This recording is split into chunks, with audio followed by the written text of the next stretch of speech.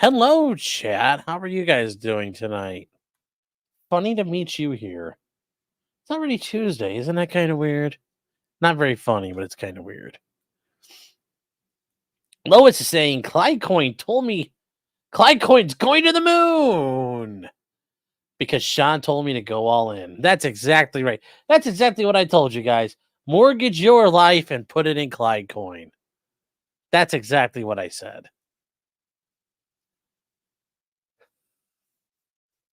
Barnes will fight for raw milk and public piss. Yes, he will.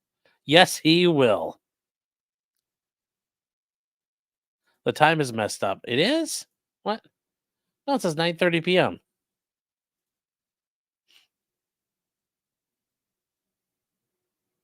Yeah, I was sitting here, and when you hit the go live thing, it sometimes loads, and it started up past 9:31. So, yeah, technically wasn't on time. Oh well, we'll survive. We'll survive. Lois says, "No, not Kramer, but Sean told me it was a sure bet." Yes. Bye, Princess. I didn't stream for like 2 days. No. Well, we did something on Sunday. I thought Sunday evening. I thought we did something, and then no, wait, we didn't. And then yesterday we were only on locals, so we did not. Piss is to public piss Second Amendment. Is Clyde back from the Sons and Daughters of the Bismarck meeting? No, he's president of the Sons and Daughters of the Scharnhorst meeting. But you gotta be correct, or the Prince Eugen. That's a shame. What's up? How are you doing? Good to see you. Hope all is well there. Benjamin listens. I was at the range today practicing my Second Amendment rights. I was surprised there was a Kamala supporter there. Well, maybe they got confused. Maybe they got lost. All right, guys. So let's get started. This is a little bit lighthearted. I know there's a lot that came out today. Trump is dealing with a superseding indictment. The Thunder Screech is the greatest plane ever.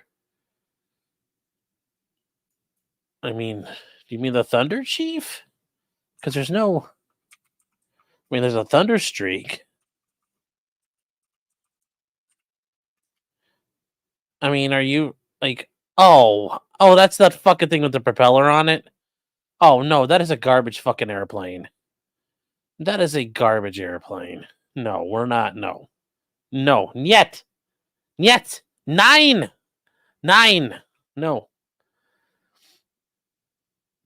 No. The poor forgotten Eisenhower. Yeah, well, it's so weird. They name their the Germans name their they name their stuff after.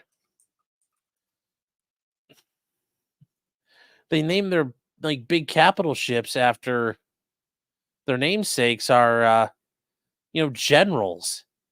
Like Bismarck, Eisenhower, Scharnhorst, Prince Eugen. None of them are sailors. But I get it. They, I understand. I mean, I understand. But it is what it is. I just you think they do something with it.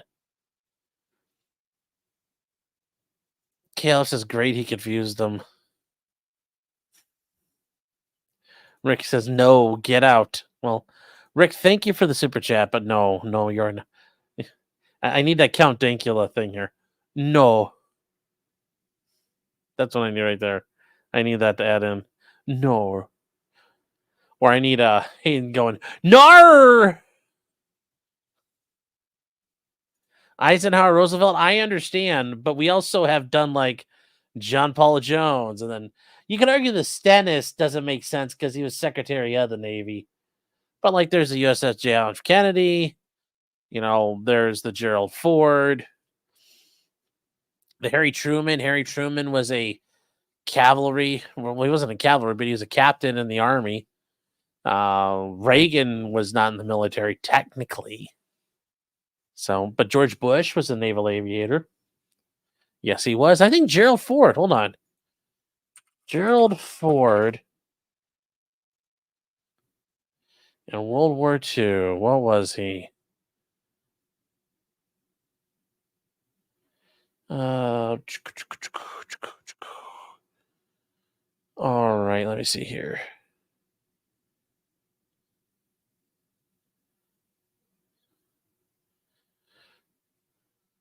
Okay.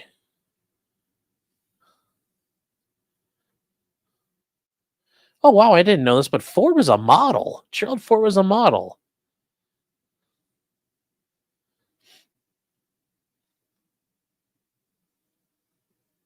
Did not know that. Oh, so he was a pilot too. He was a pilot. So he was a naval aviator as well. Looks like.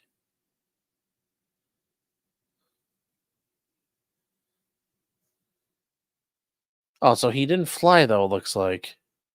Did not look like he'd flew.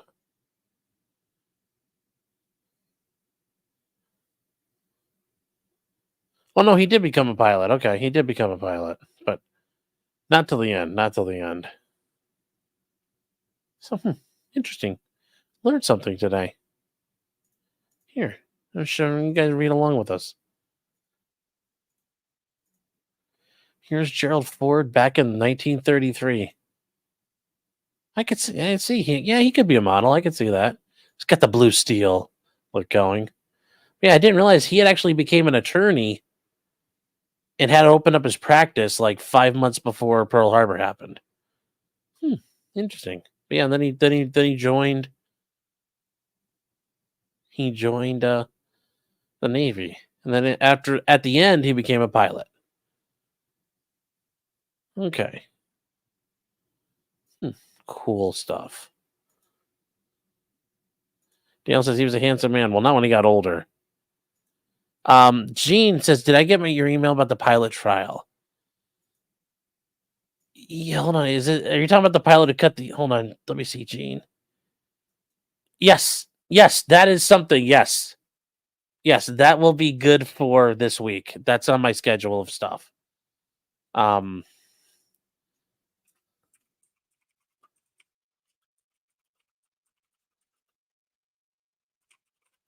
Yeah, that one's set. That's on my list of things for trial or list of things we're going to cover this week. So yeah, don't worry, we're going to get to that one. That was a good one. I said to double check. Bush is burning in hell. Well, that too.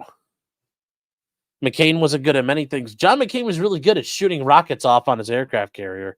So,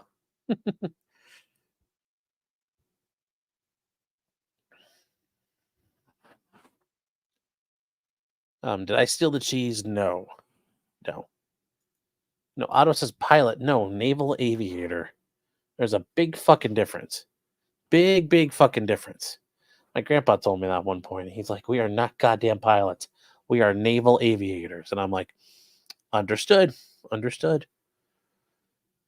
Grandpa was serious about that. Killer King says, "Oh no, I just came here. What did Nick do now?" Nope, Nick. This is not about Nick. Remember, it says employee. Nick does not have the ability to work for anyone. Hi, Nick. Can you turn this in? You're not my dad. Can you show up on time? You're not my dad.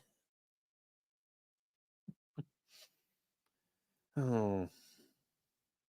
What do I think? Oh, yes, guys. Robert Tellis or Telis or however he calls himself is currently on trial in Las Vegas. We covered it over the weekend. His testimony, his cross examination, where he claims there's like a big conspiracy and a real estate company plotted to frame him for a murder. Why is the jury taking so long? People get bamboozled all the time. Remember, there's people out there who actually like Publishers Clearinghouse is a great example. You can do Publishers Clearinghouse, you can win all that money. You have to like do a lot of bullshit to get on that. They don't just go to random houses. Like every once in a while, they give a sucker a bunch of money, but everybody else gets nothing. And that's how those all work. So, So yeah, it's all. I mean, there's suckers born every minute.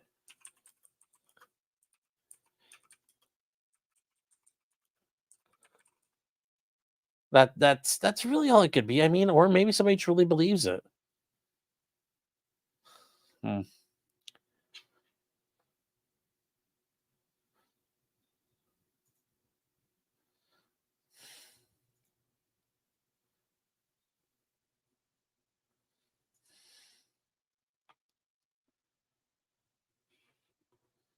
You guys are asking like why are they called aviators?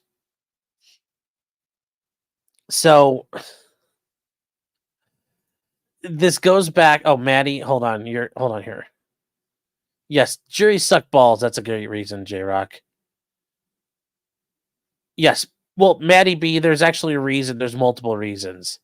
Why are naval aviator? Why are people who fly planes in the Navy called aviators? That includes helicopters. Well, a pilot is who comes onto the boat and helps you steer into port and knows the way around the harbor. Also, aviators sounds more impressive. Like going back to 1915 when it happened, it's sexier. It sounds more elite. There was an entire like remember 1915. We had only been flying for 12 years at that point. They wanted to make it sound sexy and cute and popular to boot. You know, you could be bitching with great hair and the boys all want to stare. You know, they could be wanted and hot and they're everything you not. They're pretty and they're cool and they dominate the school. So yes, there's multiple reasons for it, including the ship pilots, but also it sounds cooler. It sounds cooler.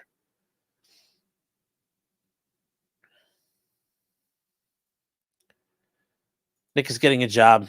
He'll be getting a job making license plates for office furniture. Jeez. You know, that's the thing. Like, guys, he's not going to prison or jail. I've already made that bet. I already put $20 on it. He's not gonna go. It's not gonna happen. You guys just need to stop. And I don't know how well he would handle it anyway, because part of that is following rules and doing what you're told and following a hierarchy. Or as Jordan Peterson likes to says, like, a dominance hierarchy. You're gonna have to follow that dominance hierarchy. It's not just for the lobsters. I think he uses Kermit voice. Your dominance hierarchy. Wash your penis. Kale Brick says, I thought aviators were sunglasses. Well, no. Those are the type of sunglasses pilots wore, and they became known as aviators. Yes, Robert Tellis, guys, if he's the guy who dressed up like Raiden, wore the big straw hat and the orange shirt, stabbed the guy to death, stabbed a reporter to death who was covering him, and then, yeah, brought a bunch of evidence back home.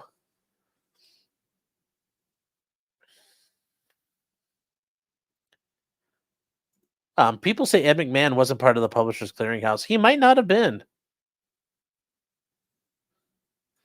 Benjamin Lewis says, show us what a flight deck does with your hands, please. I'm not. No.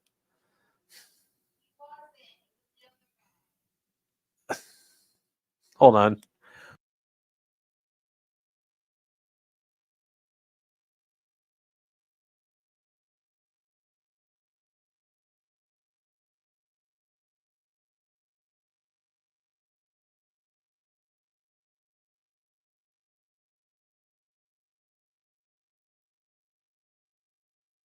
Okay, she's saying it's something about the Bernstein Bears.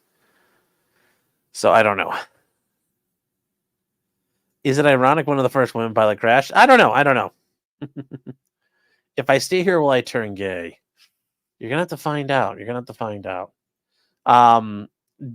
for $10 says, did you read the thread? Thank you, by the way. Did you read the thread about the letter sent by Alessa Mercanti? Yes, from the Cux law firm. The KUKS law firm. I'm sorry, Cusk law firm. Yes, the lolcow stable known as Cusk. Yes, with such great lolcows like Akiva Cohen. Yes, from the Weeb Wars fame. Looks like they're adding another lolcow to their stable. The attorney who wrote that letter. No, but I've looked at it. I need to look up some of those cases because I do want to talk about that. I'll probably talk about that tomorrow and dissect that because I'm sure that is not exactly that's a wet fart, basically. I really hope Matthew Harden tells them to fuck themselves on that one.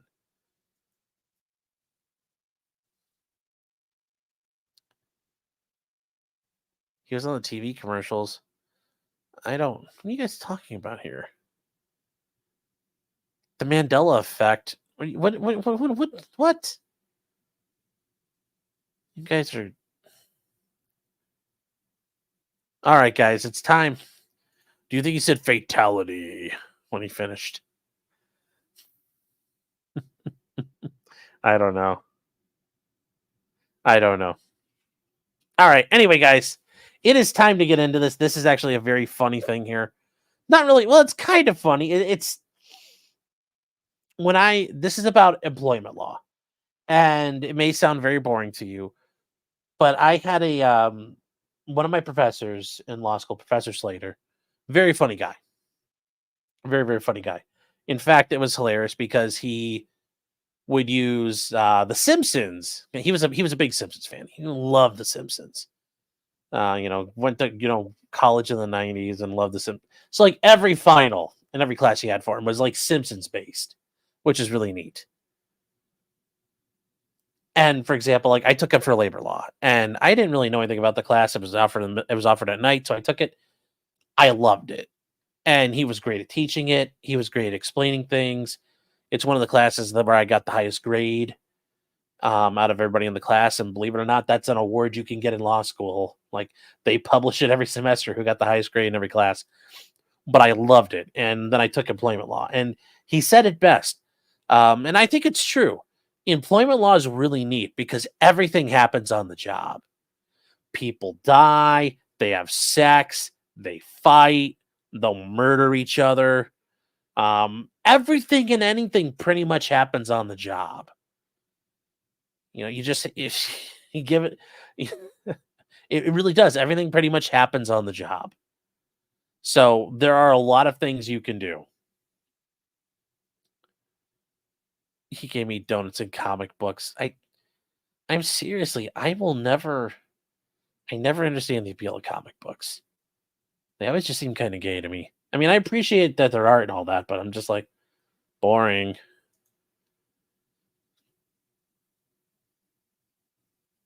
So this is going to be they Peter Mark territory on the job. Well, yes, Eric says anything can happen on the job except when you hire Nick because nothing happens.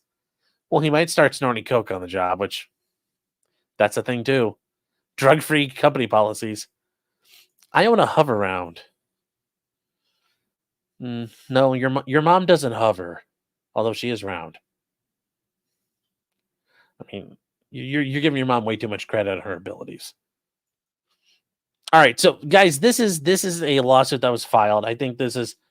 I thought about saving this for Thursday, but this is just really fucking funny. Just the facts of it are funny, and I think it's worth looking at. And it's not going to be. We're not going to be here forever tonight on this one. It's only 11 pages long, but it's a very funny complaint. Probably not for this guy, but we'll laugh. So this is in the Supreme Court of the state of New York. Remember, guys, from the Trump cases, the Supreme Court is the lowest level. This is where everybody gets to hang out. So this is the county level court.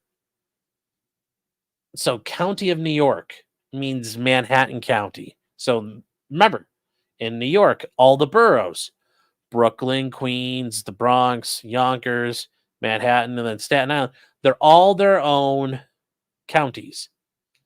They have their own functioning governments in that regard. So this is in Manhattan County because it's it's New York County. Richard Becker is suing Lenovo Global Technologies, and he's asking for a jury trial. He's demanding one. So this is the summons that was delivered to. This is the summons that was delivered to Lenovo. And this is what happens if you guys ever get served paperwork. You're going to get a summons like this attached, and they have to tell you what goes on. You hereby summon to answer the complaint in this action and serve a copy of your answer. Or if the complaint is not served with a summons, to serve a notice of appearance on the plaintiff's attorney within 20 days of getting this, excluding the day of service. So if it's May 1st and you get it, you have 20 days starting May 2nd. Or within 30 days after the service is completed, the summons is not personally delivered to you within the state of New York. So this might be served to you out of state. Well, then you have even more time to respond. And in case your failure to appear or answer, judgment will be taken against you by default for the relief demanded in the complaint. This plaintiff has designated venue in New York County as the county in which a substantial part of the events or omissions giving rise to the claim occurred. And this is the attorney who signs it, but this is all boilerplate right here. This is stuff you have to provide by state rules. So this part here is nothing new. Maybe this part here about saying which county it's in. Okay. But then the attorney can sign it. Boom, boom, boom. Done. Now we get to the complaint. And it's Richard Becker versus Lenovo Technologies Incorporated. So he's bringing this action through his attorneys against his former employer, Lenovo Global Technology, for discrimination on the basis of disability in violation of New York State and New York City human rights laws. Thinking, wow, this is pretty serious. Oh, share the screen. Oh, God damn it. I thought I did it. I clicked the button. All right. I even popped you guys out to the right side of everything here. Oh.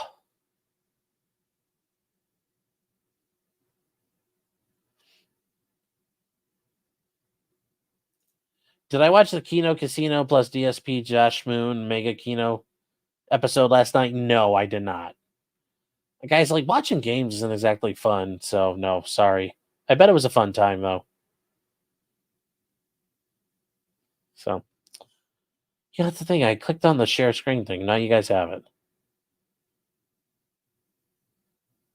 Wow, look at the highlights. Yes. Okay. Anyway. So this is the jury trial demand. It's a summons. It's telling you everything you have to appear by.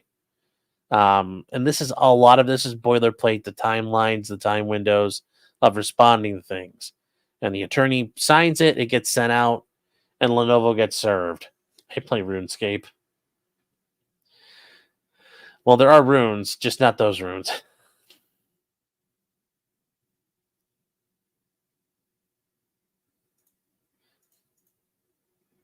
All right.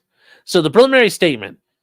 After you remember, this is by Richard Becker's attorney, so they're gonna church this up. He's going to sound very, very good here. After years of outstanding performance, Lenovo, a technology company, terminated Becker, a 66-year-old man and an excellent employee, not for any performance reasons, but because he suffers from a disclosed bladder disability causing him to frequently urinate. Okay.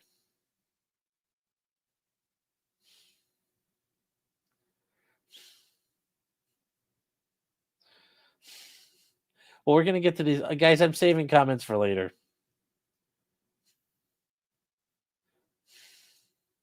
We'll get back to it.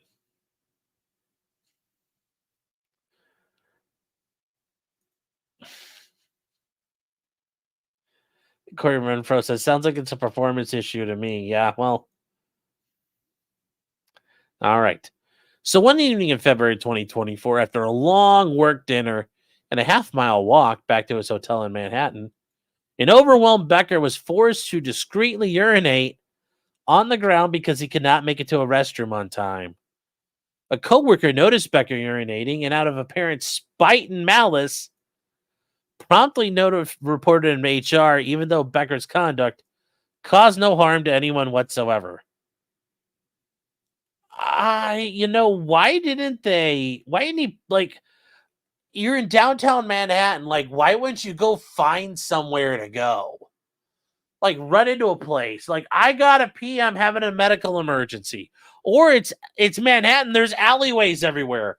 There's homeless people around. Ask him, hey, Mac, where do you pee? You'd be like, here's $5. Can I pee? Like, where do you pee at? I'll pay the toll.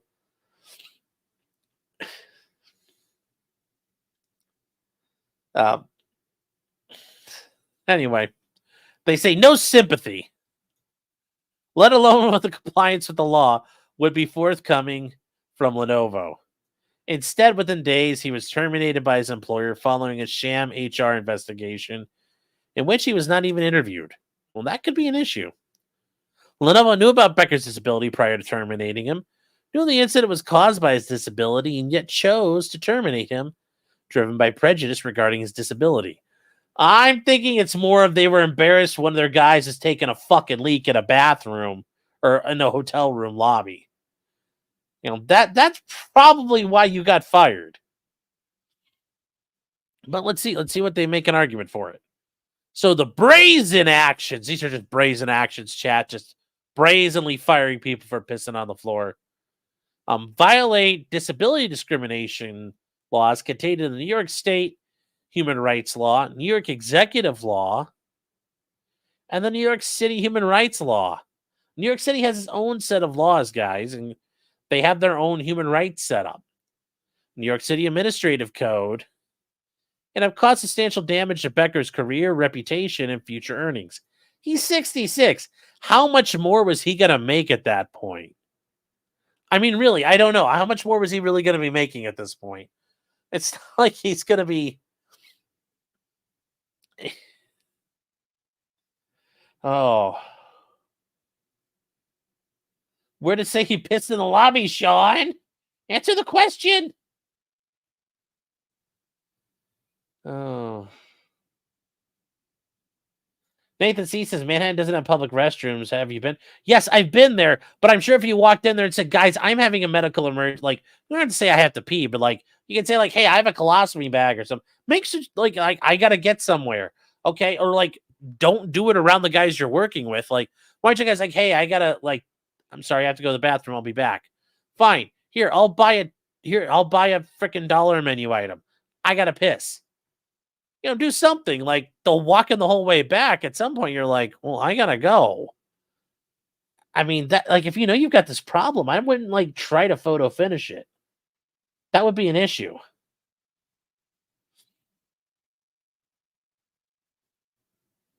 Yes, Eric says they have to prove it was urine, Sean. I know. People lie, Sean. They lied. Lenovo lied. But how do you know they lied? They lied. So, anyways, the plaintiff seeks declaratory judgments, injunctive, punitive, and monetary relief to redress the unlawful employment practices, including unlawful discrimination because of his disability. So, administrative procedures. Now, there are sometimes rules you have to follow before you can file a suit in certain situations, that you have to exhaust administrative remedies. And those might be administrative remedies pursuant to a contract, or depending on the type of law you're involved in, administrative agencies and governmental bodies you have to exercise your claims through before you can sue. There's actually times where this does happen. This does happen. The pee was planted by Meme Copium. Charlie says they rubbed the pee in his hair. No, they rubbed the pee in his hair, chat. How dare they? Yes, challenge this warrant. Where's Robert Barnes? Call him in. Like, calling in an airstrike. Barnes, we need you. We have a man pissing here, and he can't piss in peace in public. Save us.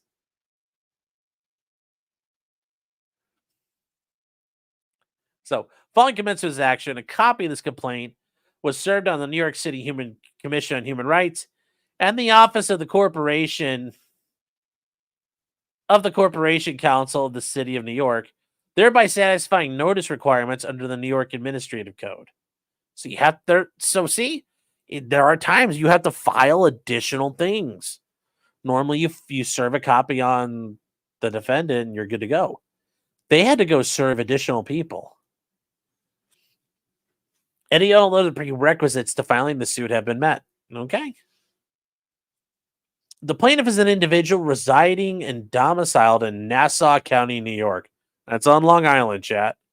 And largely worked at Lenovo's office located in New York City. Defendant Lenovo is a corporation organized under the laws of Delaware and is the U.S. arm of Lenovo Group Limited, a major global company headquartered in Beijing, China. China. Lenovo specializes in designing, manufacturing, marketing various electronic products to its clients and to members of the general public.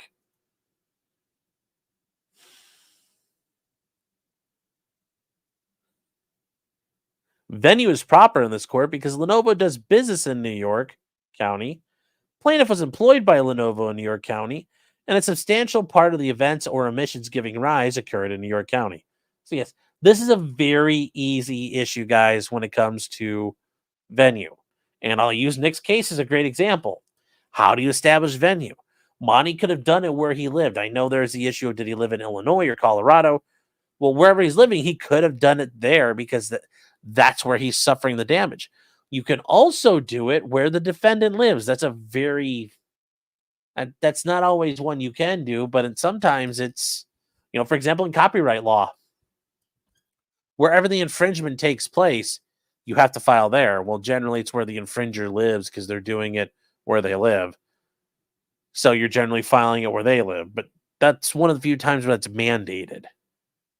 But here the defendant is in the same area. They're in the same county. It all happened in the same place. Okay.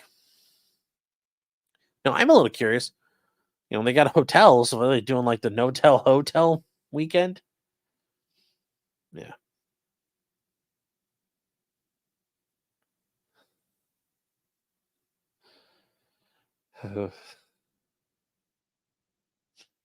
Yes, always keep an empty Gatorade bottle around. No.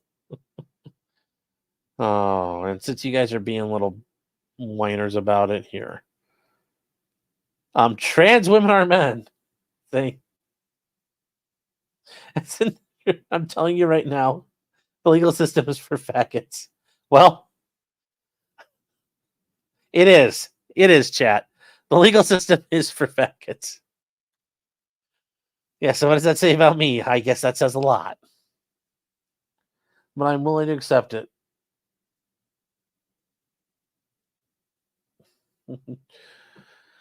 So let's keep going, though. Let's keep going, chat. Yeah, whoa, buddy. Yes, and you poop in a Pringles can, yes. So Becker, is 66 years old, is an experienced, successful salesperson whose career is focused for the past 2 decades on information technology infrastructure sales. In February of 2022, he was hired by Lenovo to work as global account sales executive in the Infrastructure Solutions Group. Becker's job was to sell Lenovo computer infrastructure services to major banks based in New York City. So he was a Mossad contractor. In his 2 years at Lenovo, Becker grew the business by over 200%. Damn. Hopefully he'll be good incentives, performance incentives, and received accolades from Lenovo for his outstanding performance, including the award of a corporate trip to Costa Rica in 2023, which is given to top performers in the Infrastructure Solutions Group, comprised of some 60 salespersons. So because he did so well, chat, they took him down to Costa Rica and said, here are some hookers, Rick. Have a good time. In April, his 7-person team were awarded the One Dream Team Award for generating significant sales and profits. Becker's team was the only global account group in North America to receive this award. Congrats. Thus, Becker was well liked and respected by his peers, executives, managers, and customers. Since 2016, Becker has suffered from a chronic medical condition affecting his bladder and is regularly treated with urologists, including undergoing multiple procedures. Despite ongoing treatment, however, Becker's problems persist to this very day.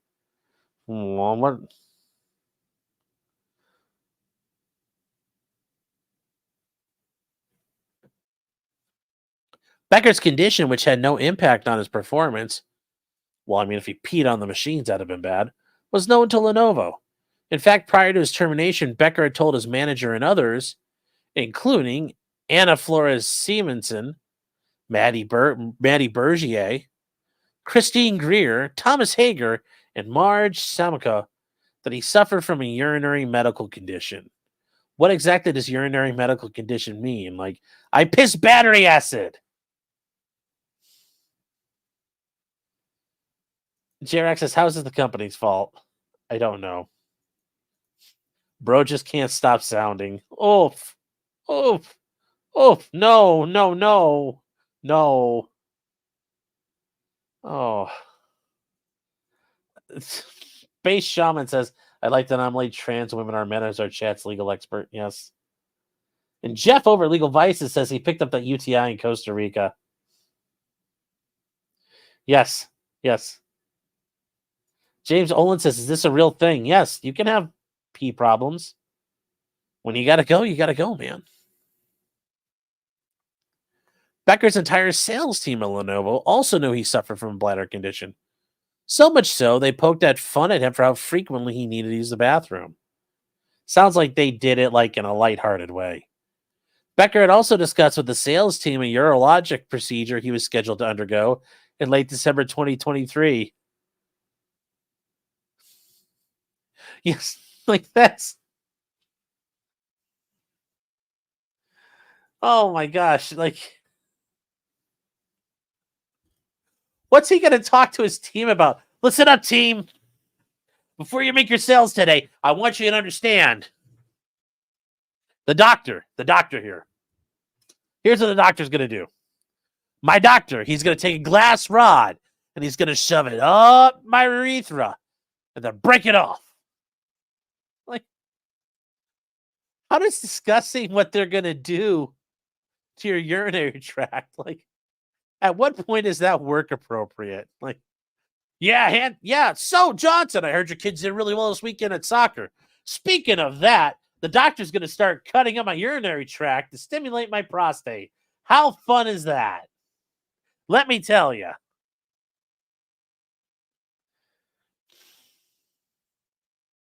I just don't know how this works.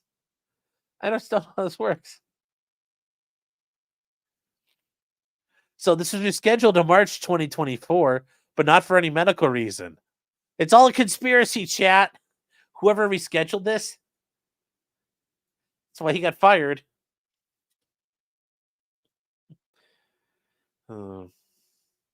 So from February 5th to 7th in 2024, Becker and a number of his Lenovo colleagues were staying at the Westin Hotel near Times Square to attend a technical show and make various customer visits. And guys, the Westin Hotel is going in Times Square. Westins are already nice to start with, but the Westin in Times Square is gonna be nice. It's gonna be nice. How far are we from Times Square?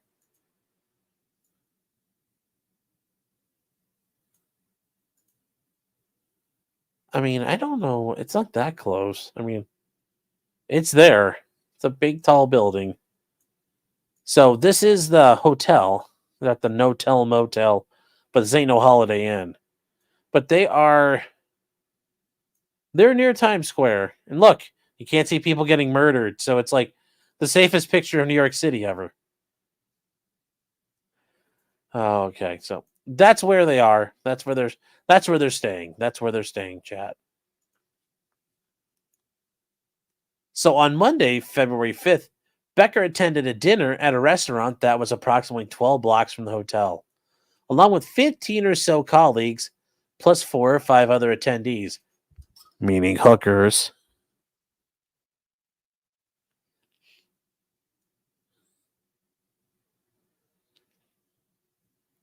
Becker, afflicted with his bladder condition, was forced to use the bathroom 5 or 6 times during the course of dinner.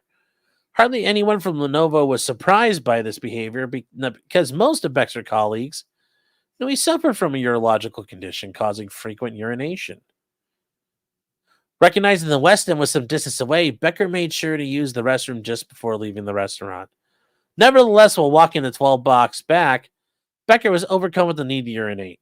Becker hurried to the hotel, but can only make it so far as the hotel vestibule, a deserted area located on a different floor from the lobby. At that point, embarrassed, panicked, and faced with an emergency, Becker had no choice but to discreetly urinate on the ground behind a column in the vestibule.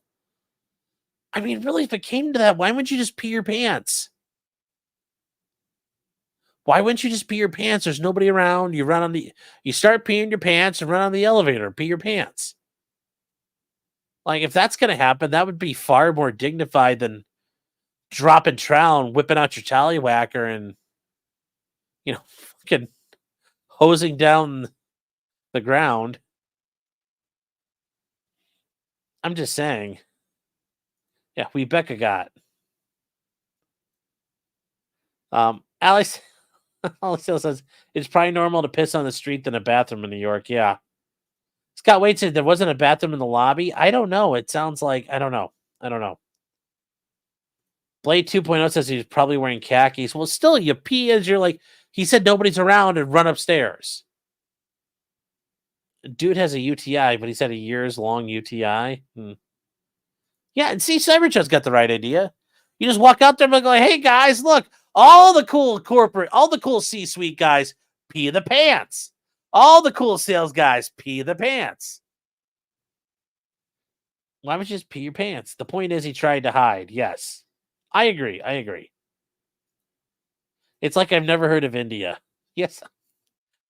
You couldn't see any Jeets in that picture, going to poo without a loo. Oh. Yes, I thought this was a free country. Please tell me they pay him and settle. I don't know yet. Pissing your pants is cool, ask Liam Neeson, yes. Jerax says, what happened? Was it dismissed? Dude, it just got filed. Like, it just got filed it got filed on Friday. So it's not even a week old yet. He could have had prostate cancer and have residual urinary frequency from that. A lot of guys completely lose the ability to control urination. Yeah, he could have had a massive prostate issue. Sometimes the muscles just fail. Like, it's muscles that clench that up and keep it going, and sometimes those go bad. There are a million different things that cause this guy to have urinary problems, so it's not impossible.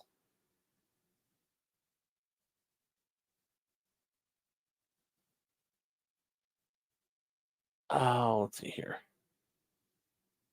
Oh, okay, J-Rec, I see what you're saying. Yeah, I mean, this could be, yeah, I'm not sure. I'm not sure what this would be. Now, obviously, this is only his side of the story. We'll see what the rest of it is. At this point, I would just wear a freaking pad. Cat's Gallus says exercise your P muscle. Well, it's the same muscle you can use for another thing where you're trying to hold it, but it's still only so much you can do. There's only so much you can do. So let's get back to it, though. Let's get back to it. Becker reason to believe no one could see him. The area appeared empty, and Becker, for good measure, positioned himself so he would not expose himself to any passerby. The rest of the week was uneventful. Mission accomplished. With Becker staying at the hotel as planned and conducting his usual work activities. Did that include peeing in the hot lobby? Did he go back to the scene of the crime? Nobody confronted Becker about Monday's incident, and Becker assumed his job was safe.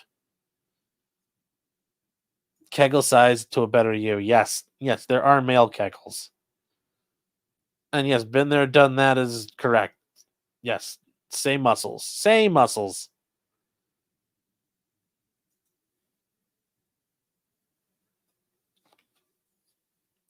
Hold on, what the hell is that noise?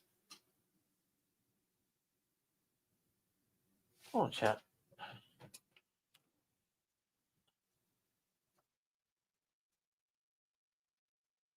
Huh. You hear something through my headphones. I was wondering what the fuck that is out there. Oh, well, don't know what it is. Unfortunately, as Becker learned afterwards, another Lenovo employee, Thomas Hager, a vice president at Lenovo, noticed Becker's misfortune and filed a complaint with HR. Hager's action was motivated entirely by malice, as Becker's behavior, in which he engaged as discreetly as possible, was not in any way targeted at him, designed to cause Hager offense or discomfort. So that's how they know it's by malice? I thought they were going to say something like Becker and Hager were in a polycule and Becker, stole Hager's wife or something. But like this is all they knew? This is how they establish it? Oh no. This is not exactly impressive. Not exactly an impressive thing. VPs do that. Yes. VPs see you and then they report you for peeing. Yes. Yes. Yes, he shook when he was shaking it off, it sprayed onto Hager. It splashed onto his shoes. That's why he's doing this. Or he's walking down the hallway and slipped in it. Oh. So 4 days later, on February 9th, rather than investigate the complaint, as it claimed to have done, Lenovo terminated Becker without notice, severance, or any ability to appeal the decision. Okay. Becker was never interviewed regarding his urination at the Westin, with Lenovo presenting his termination as a fait accompli. During the termination meeting, which was attended by Becker's manager, Anna Flores Simonson, and an HR representative, Joanna Cox, Lenovo told Becker that it was purportedly terminating him because of the incident at the hotel, which in any event, Lenovo understood to have been caused by a disability. Okay. So that's interesting that they point out this was caused by his medical condition.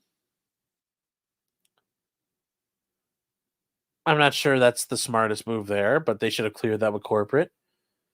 Becker's termination was all the more shocking given that upon information and belief, Lenovo tolerates far worse conduct. Well, this is what I want to hear. So, in 2021, several salespeople became inebriated at a work event and in their impaired state stuffed one of their colleagues into a toy vending machine, likely damaging the equipment in the process. Photos were taken of the wild drunken prank and were circulated out in the office to the great amusement of all. Upon information and belief, nobody was fired for this brazen and outrageous act. Yes, but you could also argue, well, we set the tone that after all this stuff, we changed our policies. And part of our policies were don't do crap like that.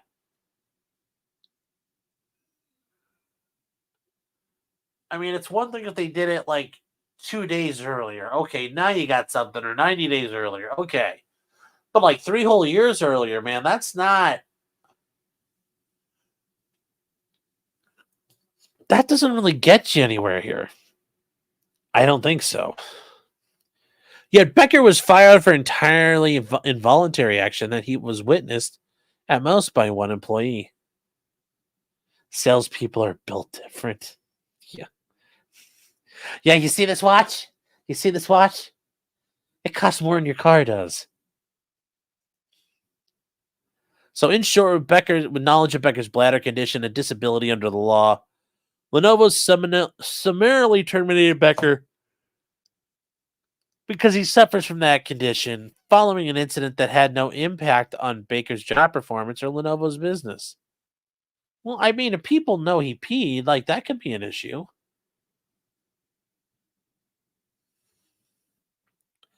Becker has been unemployed since his termination, and at the age of 66 is unable to find a comparable job opportunity. So,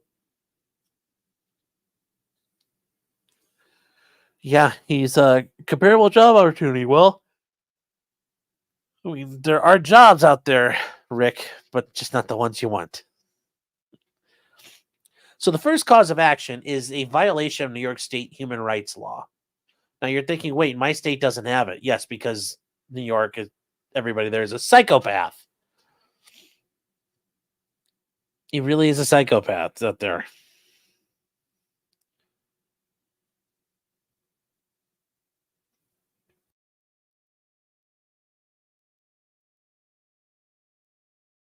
Nathan, you're bringing up the point, though. Involuntary would be pissing your pants. You can't involuntarily do your pants, take your dick out, and hide behind a corner.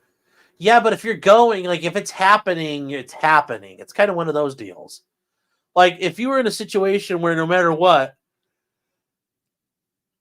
like, as you're moving into the bathroom, you feel like you're going to start crapping your pants. Think about it. You're going to be crapping your pants.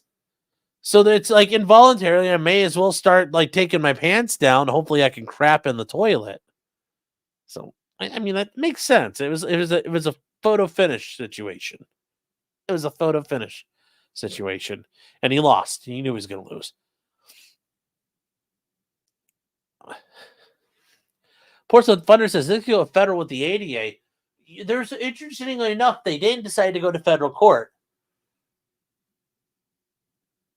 which I have a feeling that New York's laws are more tailored and helpful than federal law would be. I'm assuming he would get left out of court. There's a reason he didn't file there. So he repeats and alleges herein all the preceding paragraphs. That's normal. The acts set forth are all deemed part of this action, constitute lawful discriminatory practices against Becker based on his disability.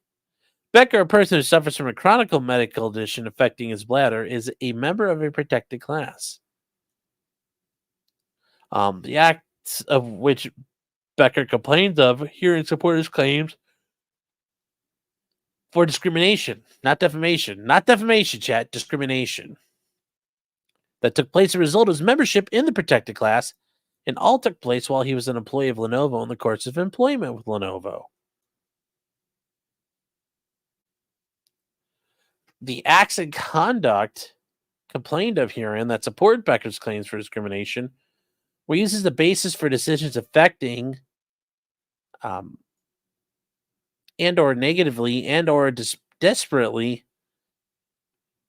affected the terms, conditions, and privileges of his employment.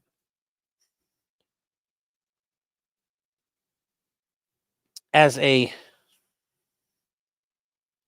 you guys are like all selling them the depends. As a direct and proximate result of the defendant's misconduct, Becker has suffered, will continue to suffer, among other things, a loss of reputation and income, benefits, as well as other losses associated with the effects of the defendant's conduct upon Becker's employment, career, and life's normal pursuits, all of which has had and will continue to have an irreparably devastating effect on the quality of his life and will prevent him from functioning as he did prior to the conduct complained of herein. Well, I mean, I think it's bull. Nobody's going to just walk away from this on either side. I just don't see it. I just do not see it. And they say because as it's a direct and proximate cause, the violations of these, the defendant is liable to Becker for not only compensatory damages, but also attorney's fees. So,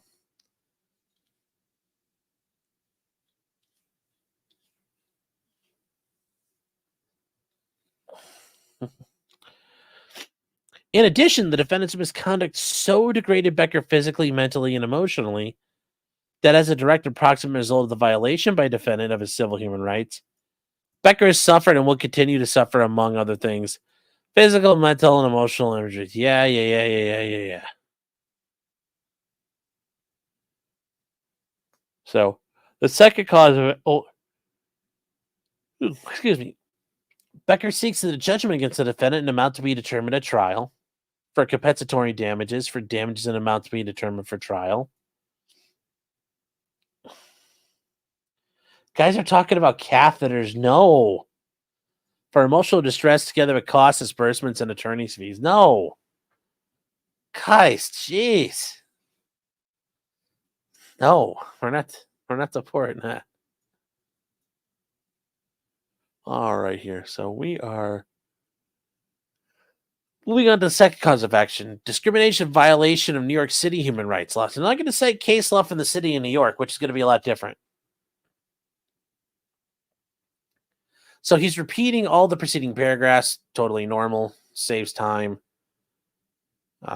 The acts committed by the defendant as set forth above, which are all deemed part of this, constitute an unlawful discriminatory practice against Becker based on his disability in violation of the New York City human rights law cause of action. Becker, who suffers from a medical condition affecting his bladder, is a member of a protected class. What? Why wasn't this like? Like this should have been number one. That's okay. I'm not in charge of it. So the acts of which Becker complains of here in support for his claims for discrimination took place as a result of the membership of protected classes, and all took place while he was an employer of Lenovo, and in the course of his employment with Lenovo.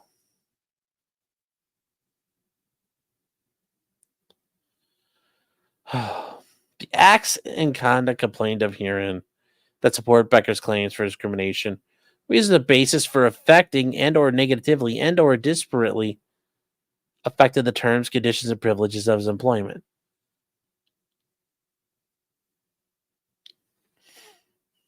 It says Lenovo lacks a meaningful and or responsive procedure for investigating,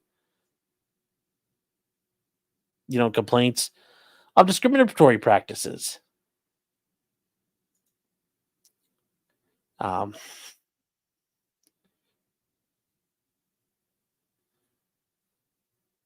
This is just, and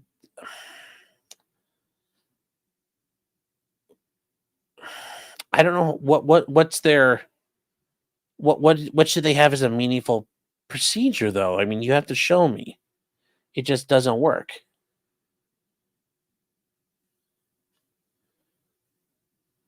They also point out that the appropriate action against persons who have found to engage in such practices. Okay. It fails to effectively communicate a firm policy against such practices. And 3, lacks a program to train and otherwise educate employees about unlawful discriminatory practices. Okay. It's like HR 101. They don't actually teach you anything important. Anybody out there in HR not apologizing, I'm right. This is just hold on here. Who's this? Afura is saying this is a terrible employee who was woke and a buy-in voter. Yeah. So let's keep going here. As a direct approximate result of the defense conduct, Becker suffered and will continue to suffer more from other things, a significant loss of reputation and income benefits, as well as others associated with the effect of the defendant's conduct upon Becker's employment, career, and life's normal pursuits, all of which will have had and will continue to have an irreparably devastating effect on the quality of his life and will prevent him from functioning as he did prior to the conduct complained herein. As a direct approximate result of his violation of Becker's rights under the New York City human rights legislation, the defendant is liable to Becker for compensatory damages.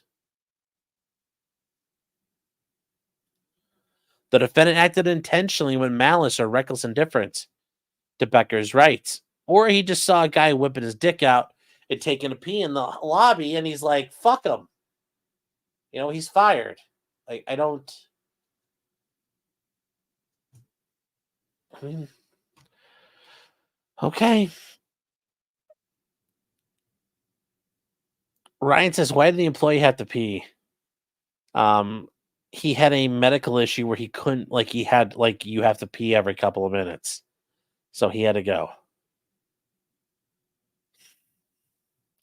So Becker seeks judgment against the defendant in amount to be determined at trial for compensatory damages. 4 damages in the amount to be determined for trial for emotional distress. Yeah. Together with punitive damages, cost disbursements, and attorney's fees. So they want these acts to be declared a violation of the human rights law. And they want the violations here. They want Lenovo to take such further actions as necessary to ensure the unlawful practice and their effects are eliminated and do not continue to affect Becker's employment opportunities. Well, it's probably not going to be 2 or 3 years till this is done. He's probably going to die by then. So that's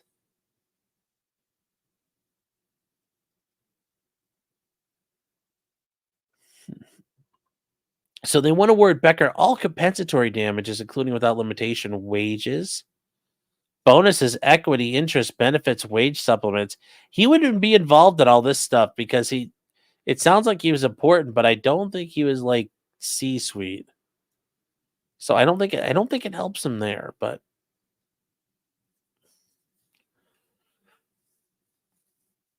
anyways, wage supplements, back pay, front pay, and damages from reputational harm and or lost part of and or future income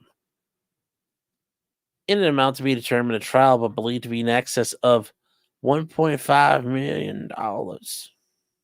$1.5 million. Ever the optimist, huh? Well, I'm just, yeah. Awarding Becker an amount to be determined at trial to compensate Becker for emotional distress. They want to award for punitive damages. Awarding is such as allowed by the law.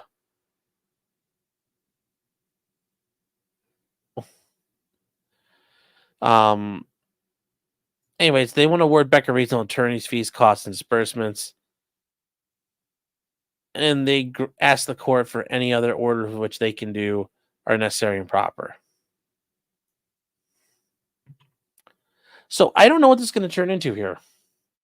He deserves $1 million. I don't know. But I kind of like this whole thing with the guy who saw him peeing. There's only one reason he did it, because he knows about the disability. He's punishing him. Or is he saying, oh my gosh, we look like rubes right now. Why is she,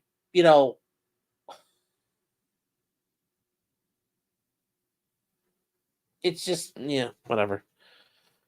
Whatever, Chad. I don't know. I don't know what to tell you there. But this is I think it's very interesting. It's very funny what it's based on here. What the stuff looks like from the other side of things.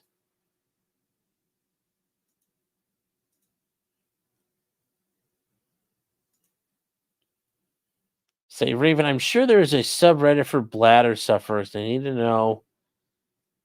Get the pitchforks.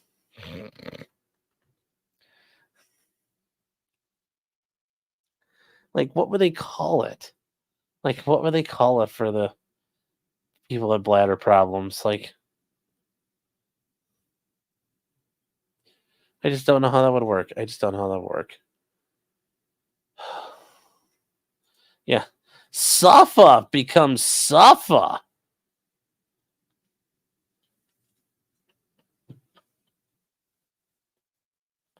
Condom catheters. Or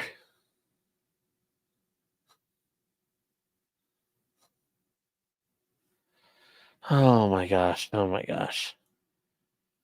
Iman Rez is saying, I'm on the side of the giant company. Yeah, I think I am too. I think I am too. I don't know where you guys are at, but I'm almost agreeing with this company. Like, it was a good firing. For some reason though, it's just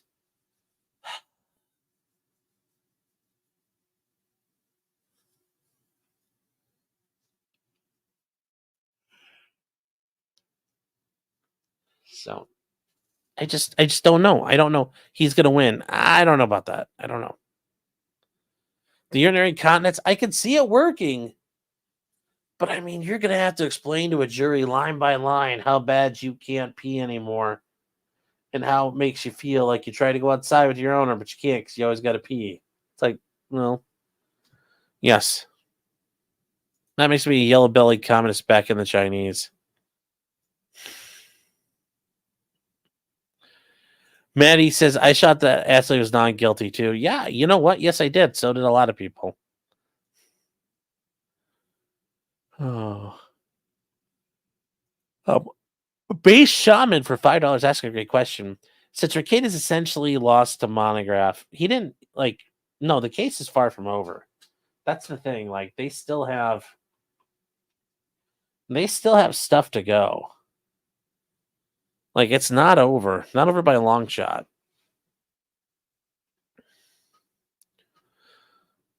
Could Null use the case against Rekieta's law, or in case Rekieta's false pedophile baiting? I don't know. I think they might be able to, but that's just going to turn into another mess, an even bigger problem. Like, it's not good for it. It's just, no, no, he's just going to have to leave him alone. Like I said, let him flail. Let him, be the drunk at the end of the bar flailing all night long at things. You're not going to get much out of him. T-Rex Trucking and More says, but he was traveling in his land boat. Does the flag have gold fringe? Yeah, I know. Did they write his letter in all capitals, or they write it in lowercase, or a combination? Did you check out the quantum grammar of it? That's a very important focal point. High Plains Drifters, a new member. Thank you, man. I appreciate the support very, very much. Okay. Aaron Norman says, do you think this guy had the access to the same hookers Secret Service used? Probably. And then High Plains Drifter gifted 1 membership. Thank you very much. I appreciate that. And thank you for the support. And he says, also member of 1 month. Dude, this is a fun escape, and I appreciate you and all your followers. Hell yeah. Hell yeah. Hell yeah. Well, thank you. Thank you. Linda Richards, a new member. Thank you, Linda. EDW Raptor says Lenovo gifted me a PC to sweep for them. Yes, hey guys, check out my rack of Lenovo equipment over here. I got blades on blades on blades. I got blades for days. Linda Richards for $2 says I peed through a straw once. It was impressive. Oof. When you gotta go, guys, you gotta go. Oh, James Hill says, what I think is the worst action movie of all time? I mean, that I could think of? I think it's just horrible to watch.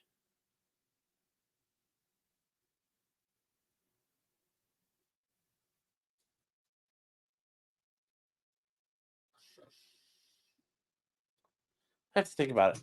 I don't know. Universal Soldier. I have not seen Punisher Warzone, so I don't know.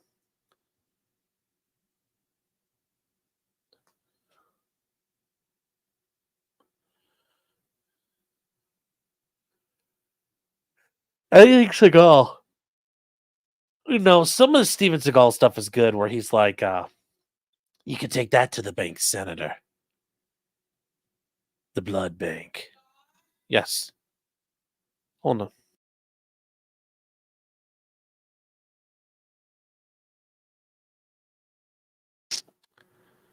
Am I familiar with Laser and Non? No. Battlefield Earth. I've actually never watched that. I've never watched it. Hold on here. But no, I think the Steven Seagal, he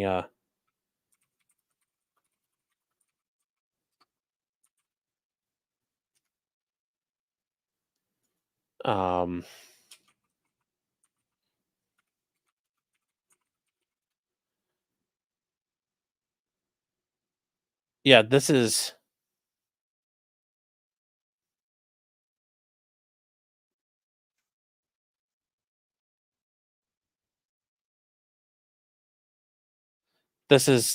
you guys say Steven Seagal is awful. He's not. Battlefield Earth. Yes, it's Scientology, basically. Yes, it's bad, and it was basically Scientology made it. I've never seen it. Charlie says Last Action Hero. Last Action Hero is not a bad movie. It's actually very funny. It's very, very funny. Linda says I was stuck in a car and all I have was a big gulp and a full bladder. Oof.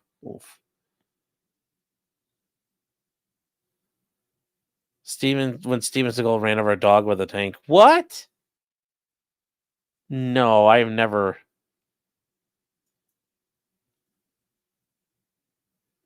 I've never seen that. He rides. He runs over a dog with a tank.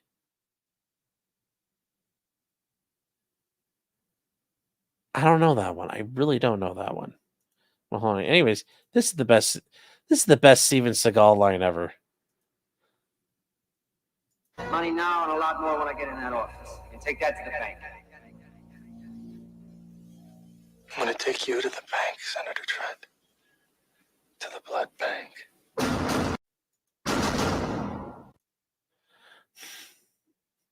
I just love that. He's just take you to the blood bank. Steven Seagal was a joke. I mean, yeah. The Street Fighter movie. No. The Street Fighter movie's a good movie. The Street Fighter movie's a good movie.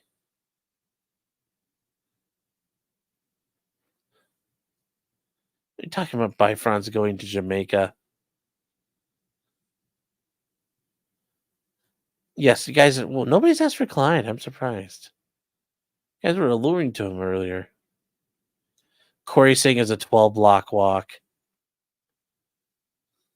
Yeah, the guy to walk 12 blocks. And he, was about to go. He peed. He had a pee problem. So, kind of sucks. I don't know if he's got enough of a case. They know he's got a condition, sure. The problem is, even if you have a disability, that doesn't mean you get to, just do it. I mean, that does cause problems. It can cause you embarrassment. You can still be disciplined. The fact you have a disability doesn't mean you get to act out and cause problems for your employer. They are allowed to say, oh my God, this is awful. Steve, you better fire him on Monday. He's pissing everywhere. One of the clients just slipped and fell in it.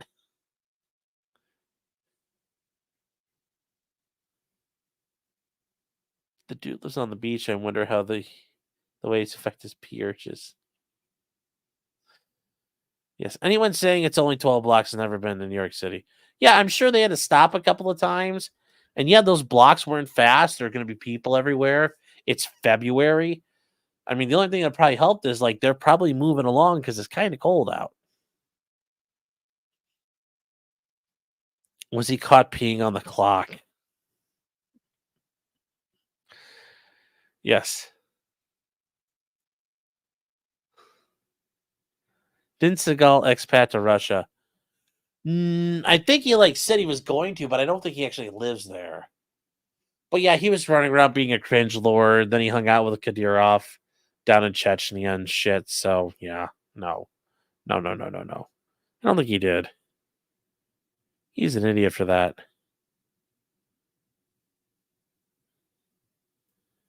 He was just trying to show off Lenovo's stream technology. Yeah.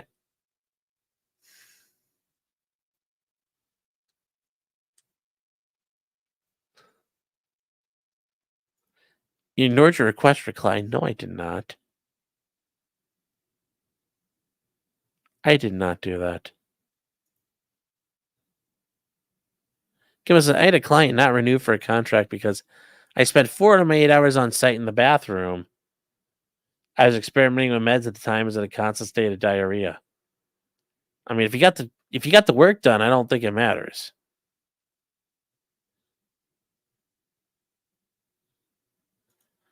Brandon says, I can confirm any 12 blocks are 12 bad blocks in New York City, especially if you're going crosstown. Yeah, sure. And there's going to be a lot of stuff in the way, but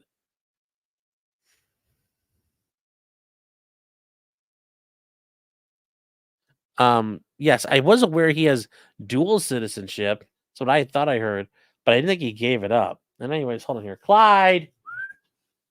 Come here, buddy. Oh. Oh, there you are. Come here. Hey. Hey. Come back here. Clyde. Clyde. Come here. The public wants to see you, buddy. Come here. Clyde, if you don't come on screen, Clyde Coin's going to crash. Buddy, come on. You might want to sell your Clyde Coin, Chad. Apparently, it's not going to survive. Clyde, come here, bud. Come here, buddy. What's that?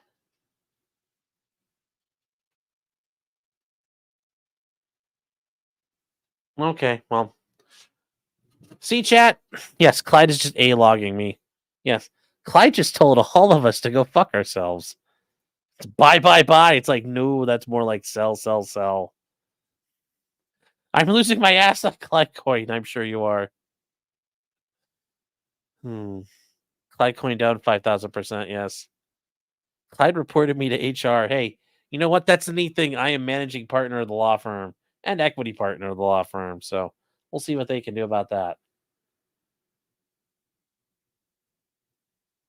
Let's go. Brandon says Clyde would never say that. You have Clyde off camera is a very different person, chat.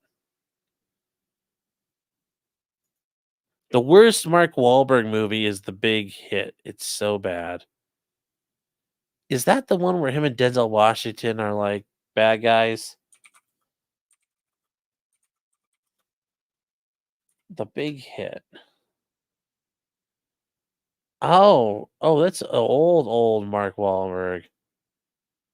Lou Diamond Phillips, Christina Applegate. Wow. Yeah, that could be a bad movie.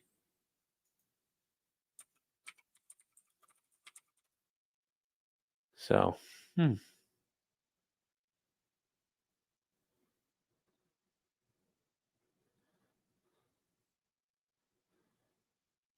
Yeah, that's interesting. Oh, I will say it's not Bottle Rocket, which that is actually very funny. But yeah, Big Hit. I didn't remember that was. I didn't remember Mark Wahlberg was in that. So interesting. Fear was a decent Mark Wahlberg movie. Yes, it was.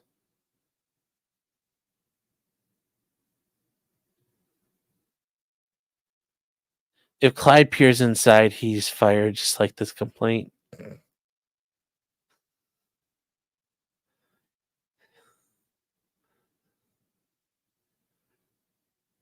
You guys are too damn funny here. No, we're not doing Boogie Nights. Was not.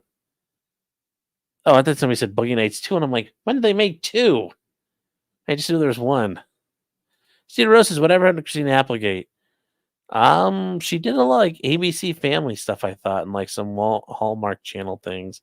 Then I think she just went on to like take care of her family. My friend says Three Kings. Three Kings is a funny movie.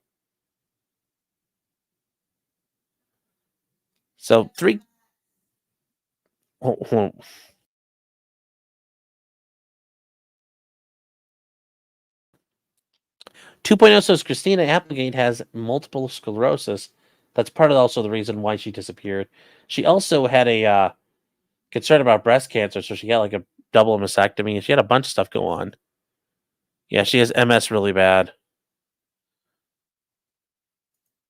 Blueberry says, did I miss a Clyde sighting? No.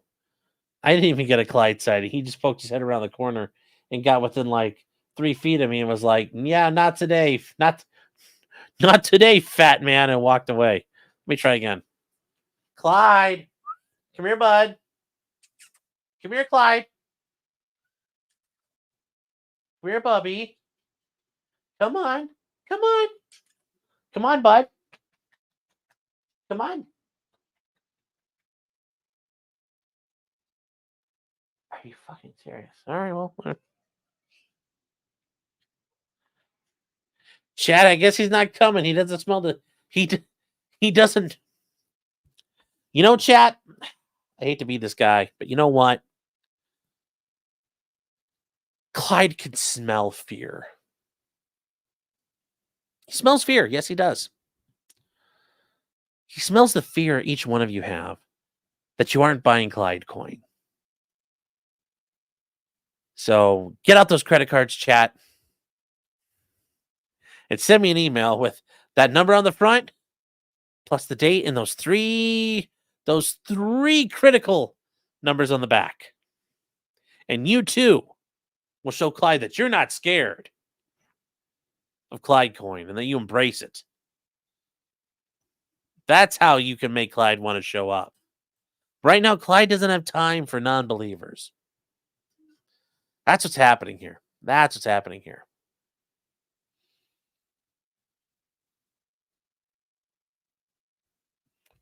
Sorry to say it, but that's what happened.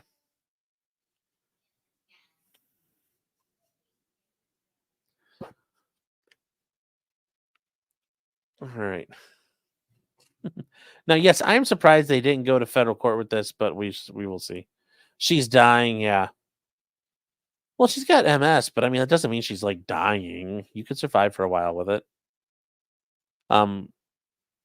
Kel Burke says she has a podcast with Meadow Soprano, Jamie Lynn Sigler, who also has multiple sclerosis. Oof. God, she like Meadow Soprano and then she got MS. Shit. That's a horrible fucking like career. I mean, and I only know because I have MS. So I'm sorry to hear that. I hope it's I know it all depends on who you are and how well or how bad it progresses, but I hope it's going at a slow rate for you.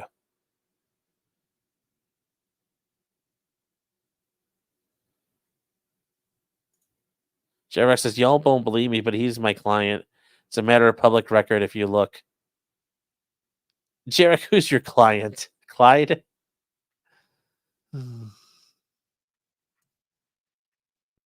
Chat demands Clyde. Well, now you know why Clyde's not here.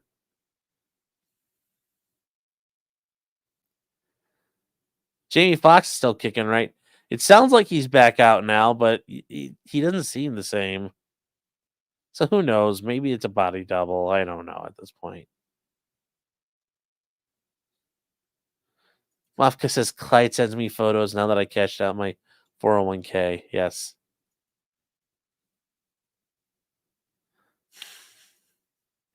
Clyde sends this. He's busy sending it's me, the CEO.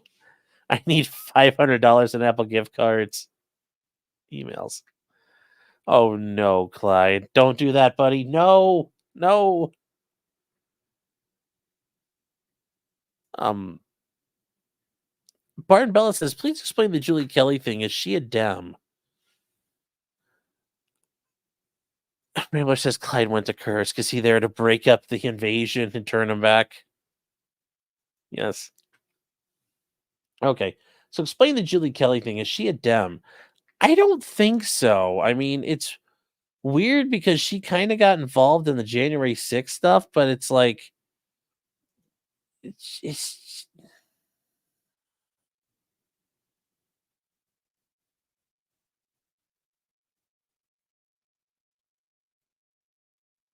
I mean, her stuff is just I mean, she provides a lot of good stuff on Twitter, like with all the January 6th things, but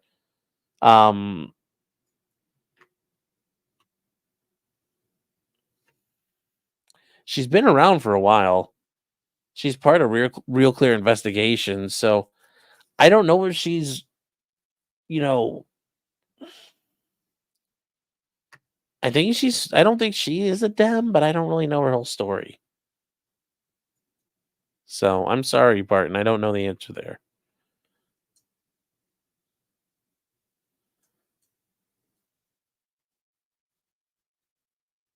Nathan says one of the most common problems in MS is bladder control. We've come full circle. Yeah. Jeez.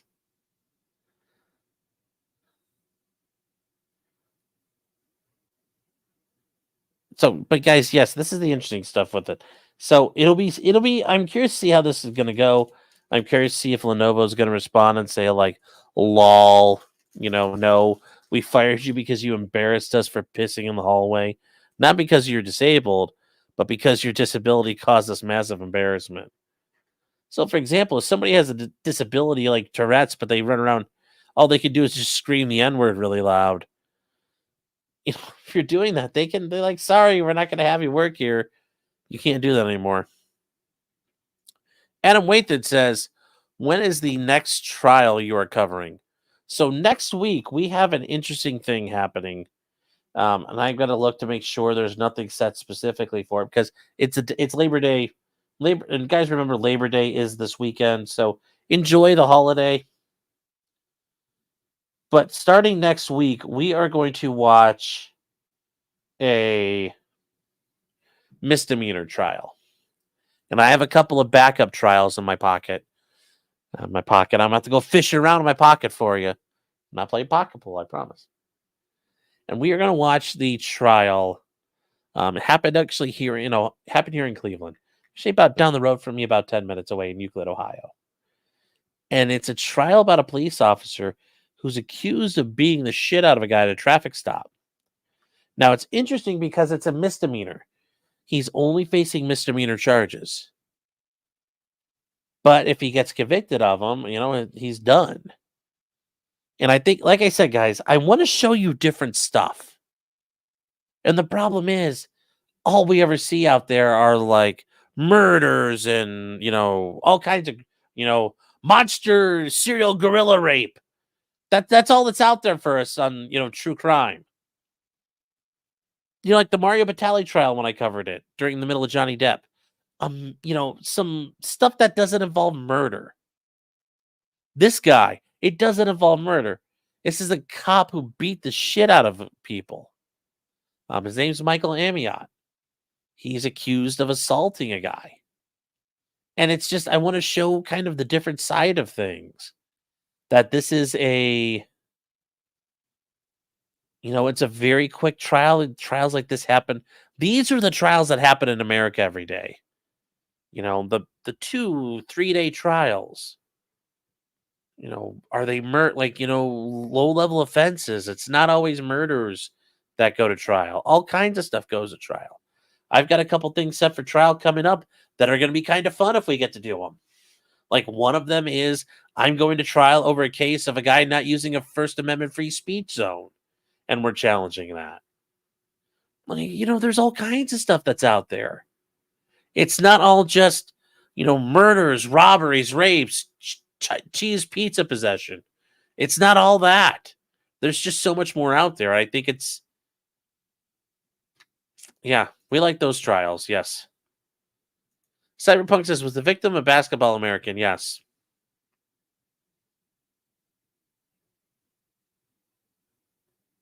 So, it's almost murder.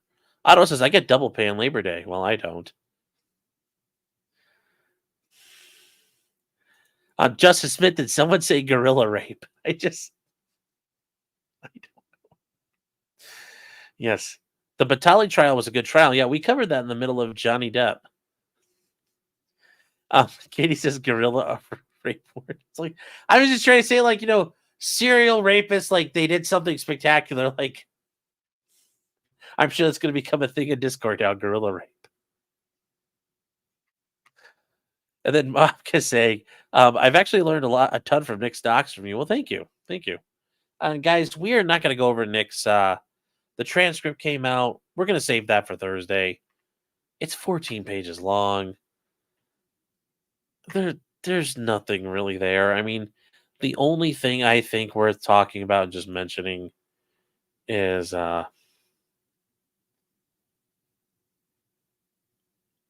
really, hold on here. Where is it? Because I know I covered it during the night.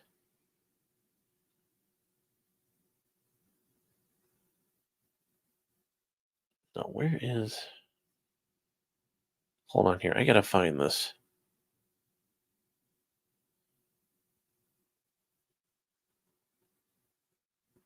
I guess it's not here.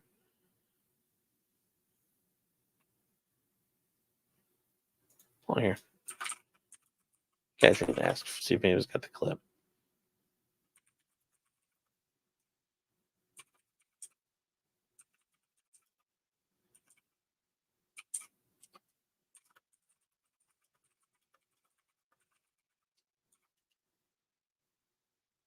But other than that, guys, April's attorney filed a motion to dismiss. We'll cover that on Thursday as well. I mean, it's a well-drafted legal document. It's not full of gobbledygook and nonsense. So We'll probably cover that Thursday as well. But there's no, I could be like Nick Rekieta and like 2,000 people show up, and I'm like, that then it gets to be nonsense at that point when I'm just like, here's a 14-page transcript, and I'm like, I don't need that.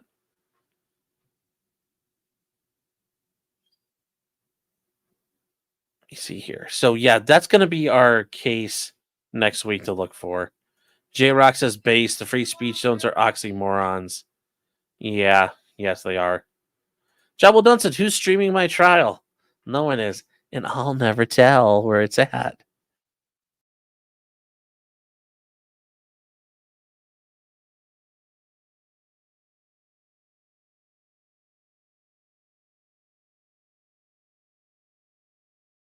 Okay, 2.0 says you guys need the TLDR, the transcript. His Nick's own attorney says yes, he mentions the motion to suppress, which once again Nick is like, we never talk about that. His attorney basically, and to be fair, I've done this too. You just spurg out and just like machine gun your case out in the court. You're like, Your Honor, here's what we're gonna do. Blah, blah, blah, blah, blah, blah. And the judge is like, stop. We're not that far yet. And they say, I know what you want to do. And then they go, counsel for the other side. And they go, counsel, where are you at right now? And they go, Your Honor, we would like to respond. And the judge goes, okay, cool. And he looks back at you and says, chill the fuck out. They're going to have a response.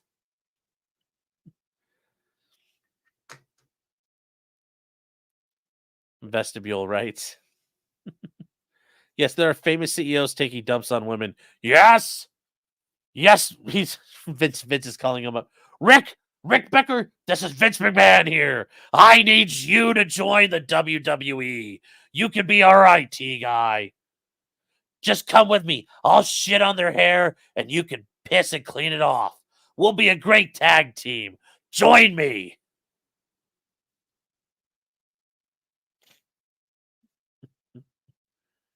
What about the leaky pipes trials? Which ones are the leaky pipes? Now, I will say the Corey Richards case, guys, out in Utah, she murdered her husband with some like tainted drinks and poisoned him.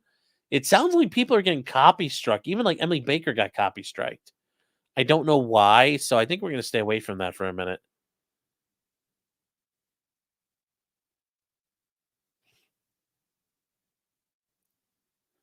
Double your super chats on Labor Day. Oh, is that how that works? Is that how it works? That's not a bad idea. Sweet Tooth Fairy says the Husel trial was one of your best coverages. Oh, thank you. I feel a little sad though. I'm like, I did that like 2 years ago. I hope I haven't peaked. Yes, the Dr. Husel trial was a lot of fun. Ariel says 14 pages for an omnibus hearing. Yes, 14 pages of transcript. They didn't get very far. The state or the defense laid out what they're trying to argue, and the state's like, we want a chance to respond. The judge is like, all right, cool. So that's why it's only 14 pages. The state gets a chance to respond. And like the smart people they were, they took their time. Justin says a lot of Nick's lawyers stuttering. Yeah, but you've heard me on here. How many times do I start talking like I've had a stroke myself? So it's not hard. It's like it's not like it's easy enough, guys. Like don't I'm not going to sit here and bag on him because that's not fair. That's not fair in this situation.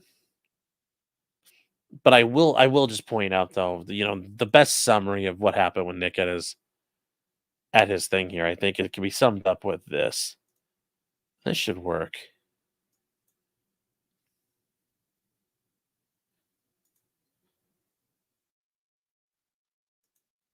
I think this will work. Chat, let me know if this works here. But if you heard any legal experts or practicing lawyers talking about suppressing evidence or motions in limine or anything about evidence in the case or trying to exclude anything out, and they're doing some sort of analysis about that, well, they're flat out fucking wrong. On Sunday, we filed a motion asking for this court to strike all evidence, to suppress all evidence that was collected under the warrant. And they got the basic question of the purpose of the motion incorrect. I'll never lie to you. Well, and as the funny part is, I went through this myself when Meme and I were. Nick said this live. Nick's like, "We never talked about suppression." I'm like, "You literally wrote it in your fucking title." So, yeah. Did I see the Barnes comments? It was fucking ridiculous. You know, Barnes is like, "Yeah, when people did deep fakes of me, and that's what they're using for Nick." It's like, no, they're not, but he's flailing. He's flailing. Remember, he said, it's all conspiracy because they just don't like Nick being mean to the police. Like, all right. All right.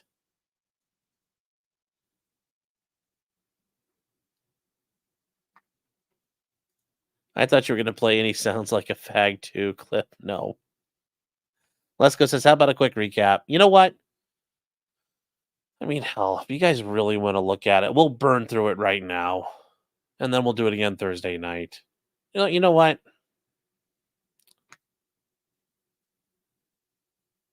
Yeah, we'll take a look at it right now. I think I have it here in my download history. Yeah, here we go. All right, Brandon, you convinced me. You convinced me, Brandon. So here you go. This is all you, Brandon. You get the power of persuasion.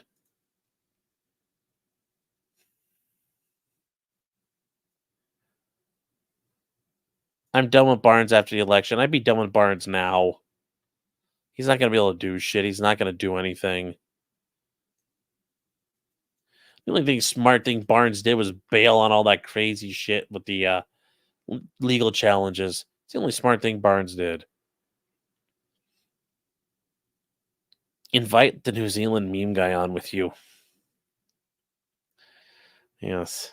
Well, meme's probably busy right now. Yes. Nick Rekieta is fighting for your rights.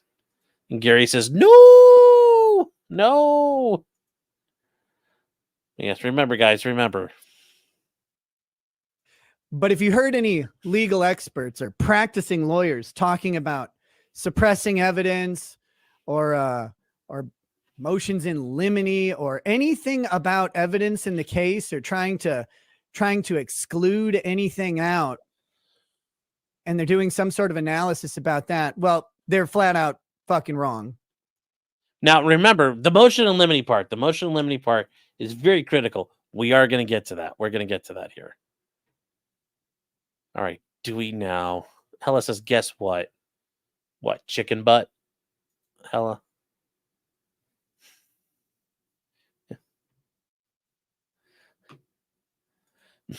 Meme, how you doing, buddy? Yes, I'm just listening while I edit some stuff. Change the title of the stream to get them views. Yeah, hold on here. All right. Nick Rekieta Balldo footage leaked. Oh, that's fun. We should do that. Baldonomics. All right, here. All right, well, we'll do this. We'll multi do this here.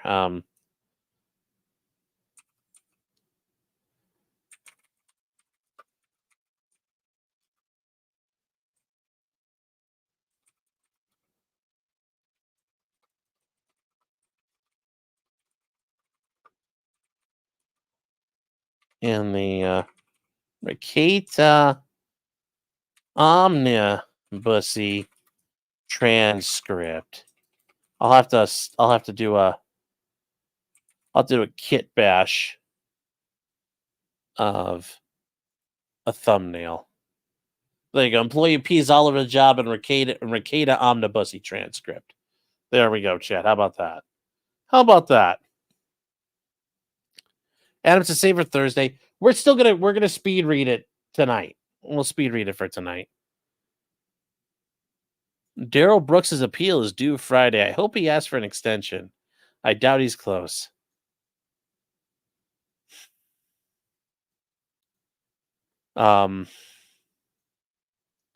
J-Bet says, are you going to cover whatever Nick was going on about the Frank's challenge?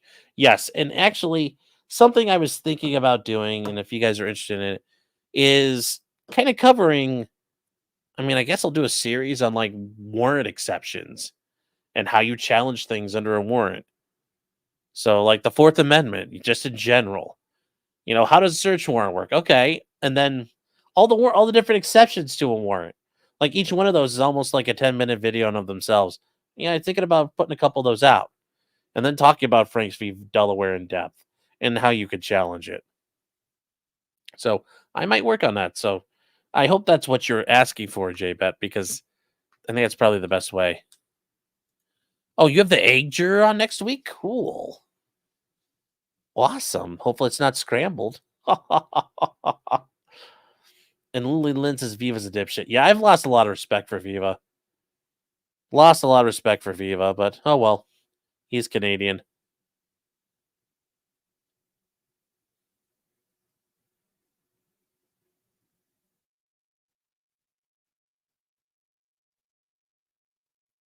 Guys, yes, Meme's busy doing something. Leave Pinman be. All right, chat, so let's go. Where are you guys? Jesus, everybody's going too fast here. Let's get this done. We're going to do this, and we're going to talk about it again later. We're going to need more people here, but we're talking about it now because it's hot and fresh. Fresh. If we want to go back in time and talk some rap, there we go. I know a bunch of you will be like, "Boo!" Like, I don't fucking care. I don't fucking care. All right, chat. Here we go.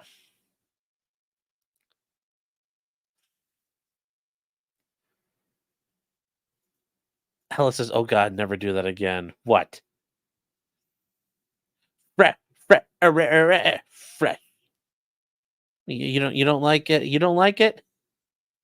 You like DJ Manny Fresh and Birdman? Oh.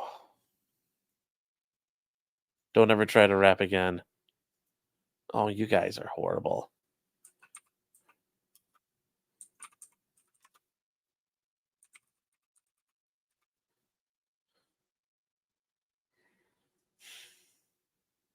You guys are ridiculous.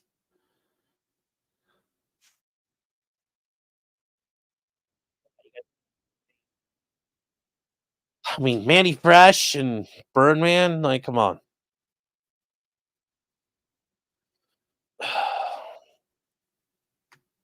You know, that's all we need. That's all we need in life, really. Just a little bit of bring it back. You know, I understand why you guys don't like Wheezy. Yes, guys, I see the subs. We're gonna get to everything here. Joe got a free membership. Wait, who? Like Joe? Like Good Logic, Joe? My numbers go down. Where is he? I don't see Joe here. Joe, if you're here, hello. So anyways, guys, here's a transcript. I know we've gone through these before, but unlike before with these, here's the neat part about this transcript. We can actually read the whole goddamn thing. This is really nice. This is really nice. Yeah, I thought it was only people who were logged in that could get things. So anyways, guys, we can read this. And here we go. Yes. Oh, Sean, see them. He will get to them. Okay. Yes, I promised to get to them. You guys are just like hurting little children.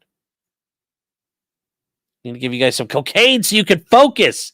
It takes your ability to concentrate from here up to here. All right. So this is the transcript, guys. This is the formatting is not necessarily what I'm used to, but it works. This is different than, you know, things are formatted here in Ohio, but you know, the neat thing is I could read this and figure it out. State of Minnesota, Kandiyohi County. State of Minnesota versus Nicholas Robert Rekieta.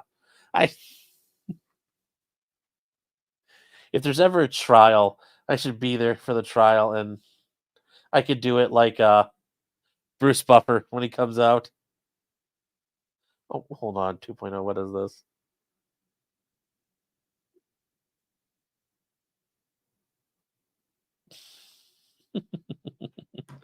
Anyways, I could do it where I'm just like the reigning, the defending, the undisputed cocaine sniffing champion of Kandiyohi County, Nicholas Robert Rekieta. That'll be great. That'll be great. Anyway, this is how it starts off. The above matter came before the judge, Stephen Wenzel, the judge of the district court at the Kandiyohi County Courthouse in Wilmar, Minnesota. Everybody there. Kristen Pierce and Jordan Engler, assistant county attorneys, appeared for the state. Francis White, attorney at law, appeared on behalf of the defendant. Nicholas Robert Rekieta, the defendant, was personally present, rather than being impersonally present. Although that's the show, like he could have been there through electronic means. But he was actually there. He was there, not just in spirit.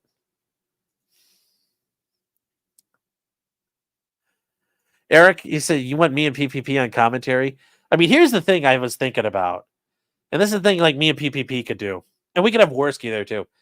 We'd have to pay to get like a little skybox put in the back of the courtroom. And they could put glass up in it. So it's like soundproof. But we could be like giving color commentary as the trial's going. That would be so hilarious. Like, oh my God, did you see that suppression? Did you see that objection, chat? It would have been great. That would have been great. So, anyways, we're going to keep going here. Are you going to go over this again? Yes, Sri, we're going to go over this again on Thursday. So you can go to bed. Take the night off. As Nick likes to do. Take the night off. Johan says I'd pay for that shit. Well, there you go.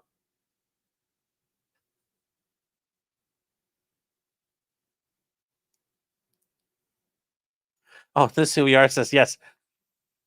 If I'm going to do the Bruce Buffer introductions, it has to be the coping, the sneezing,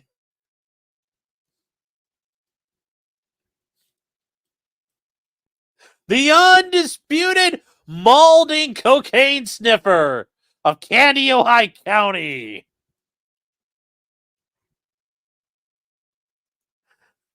That's how you'd have to do it. Anyway, Shri, feel better.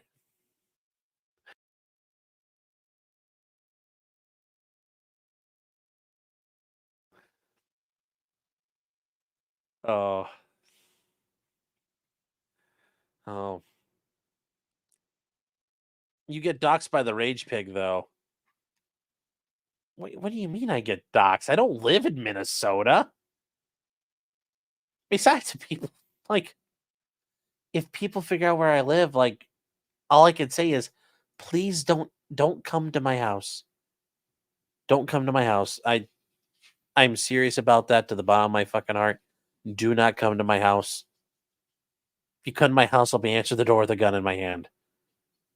Like, just please don't come to my house.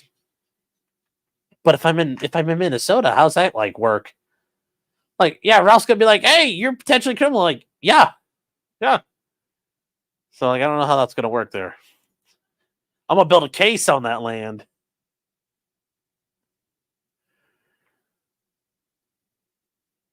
Ralph Mails come. Snake says, "Don't pull a boogie." Oh, I'm not gonna pull a boogie.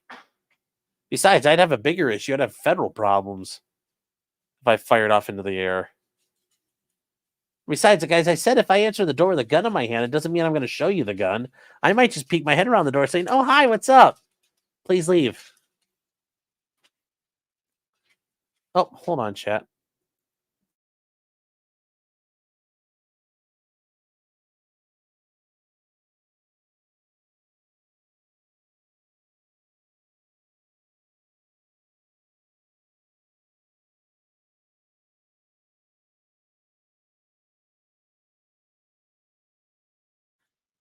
And chat, since you guys have not seen her too much, this is Lainey, that dog you always hear barking, the one who's always going. 2.0 wanted you guys to see her tonight. So if you guys have never seen Lainey, this is Lainey. She is terrified, I think, of men. She was raised to be a puppy mill dog, and she had like 1 million litters, so she's been through a lot. She's very sweet, though. She's a schnauzer. So she's actually got like real teeth. Like, unlike Clyde, if Clyde tried to bite me, I wouldn't be worried. If she tried to bite me, she could fuck me up. So I'm going to set her down because I think she's starting to panic even more, and I don't need her peeing on me. So hold on here, chat. I got to set her down. This might be a little awkward.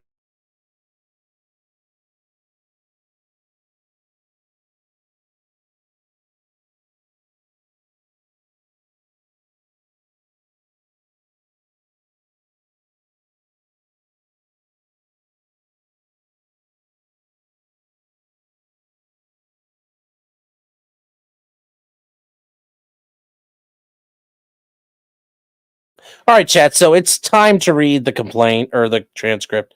Let's keep going. So, pee on the Sean Cam for $15.99. Yeah. All right. So here we go, chat. Here is, and Clyde finally showed up because 2.0 wrangled him. So they say, whereupon the following proceedings were duly had.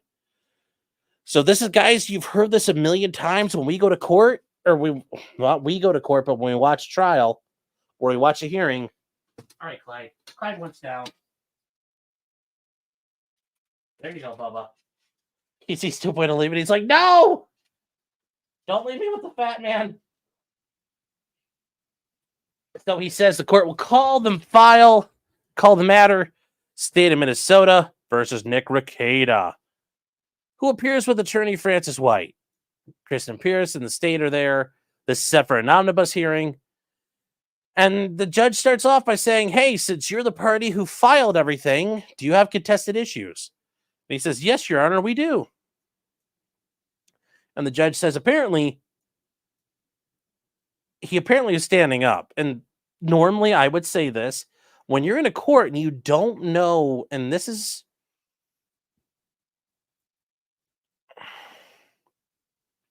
when you show up to court and you don't know what to do, it's never a bad idea to stand up when you're addressing the court, because that's the ultimate sign of respect.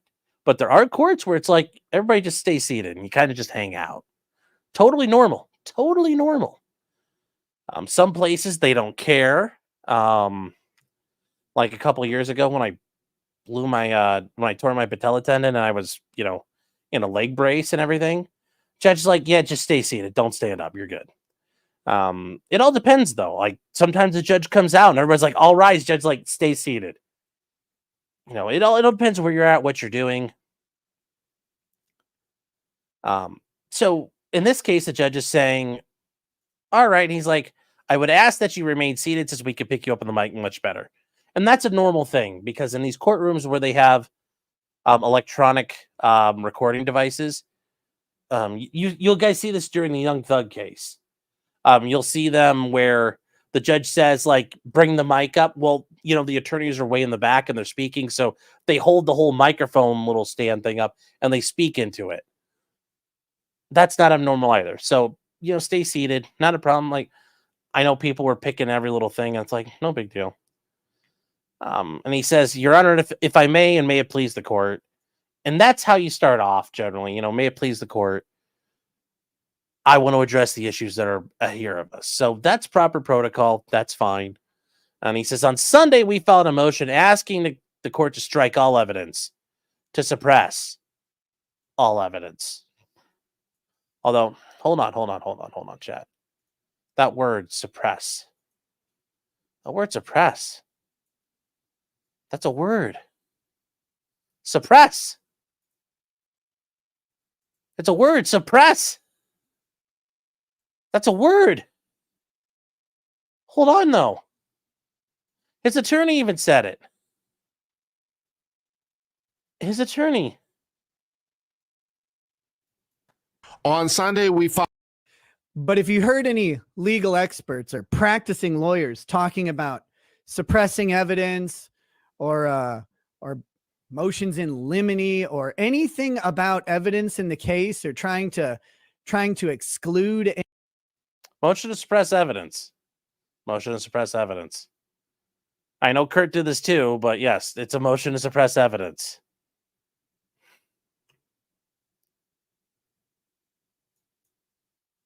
So, motion to suppress all evidence that was collected as under the warrant. We based, and he says, so he's saying that. So, motion to strike to suppress all evidence that was collected under the warrant, period. Second part, we based our motion on the two-prong test in the Franks, which once again, I would cite Franks v. Delaware if you're going to do that. A case on which this court is very familiar. You don't, I mean, I think that's a little condescending when you say that. He's like, Your Honor, we're testing this under Franks v. Delaware, what we believe, and then, yes, under Franks' requirement, it's not a requirement that the statement was made. It's that under Franks, we believe that this warrant can be invalidated if the statement was made by the reporting officer was false or in reckless disregard. Hold on one second.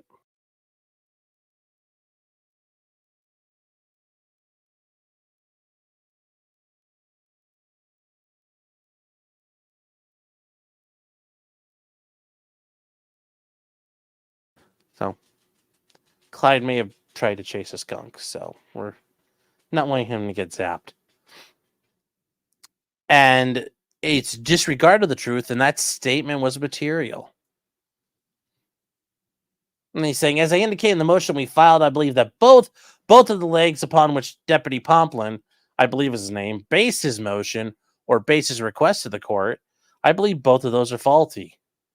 As I pointed out in the first instance he says, excuse me. And that's fine. Like, people are like, who are you stuttering? And I'm like, I don't know if it was a stutter or just like I've had like metal fucking blocks. That happens.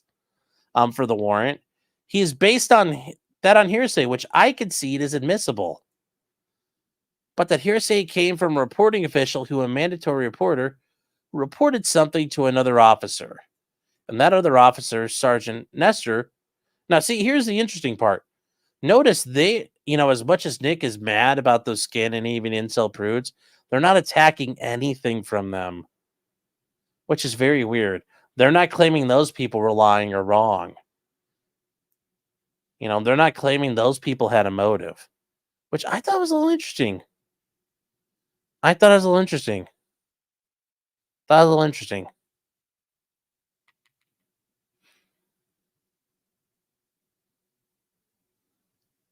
Clyde showing his boss. No, because he's gotten hit by a skunk. He fucking nasty. I think I'd have to go to the store and get peroxide if we did that.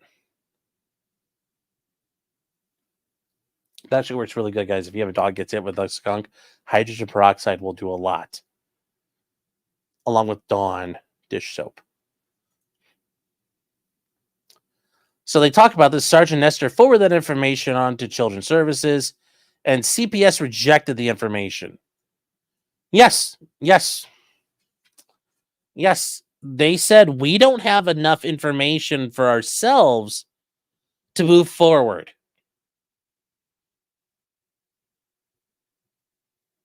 Yeah, so remember what I said, guys. It's a brick laying there. And Children's Services looked at this brick and said, we can't use this brick. And they put it back down on the ground. And Detective Pomplin went over, picked it up, and said, I can put this brick in my wall. And it clicked right in. And all those bricks clicked up, and guess what? He had a big old wall ready to go.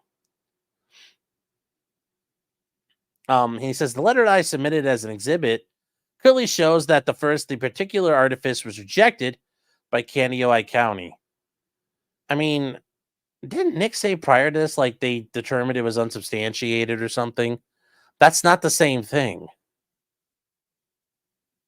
Isn't that an argument he's made? Like, oh, they looked into us and we thought they were good or something the week before? I don't know. It's hard to keep all the fucking lies together at some point. But even if it hadn't been rejected, that plain language of what is alleged in the request doesn't rise to the level of anything to do with drugs.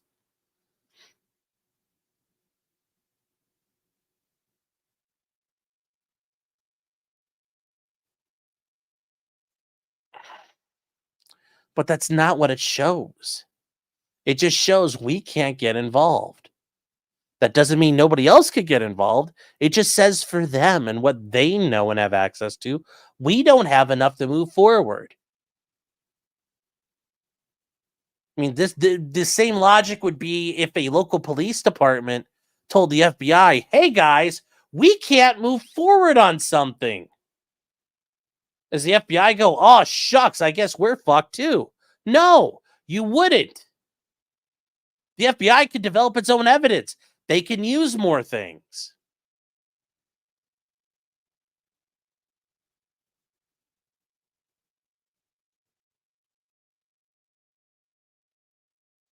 So, I know he's in chat. Meme says, if you need that skunk removed, I know a guy. Yeah, I'm sure you do. Although, if it went like many of the things I think that are claimed, you know, pointing fingers at women and calling, you lied. It's like, I'm sure that totally happened in court. I'm totally sure that happened in court.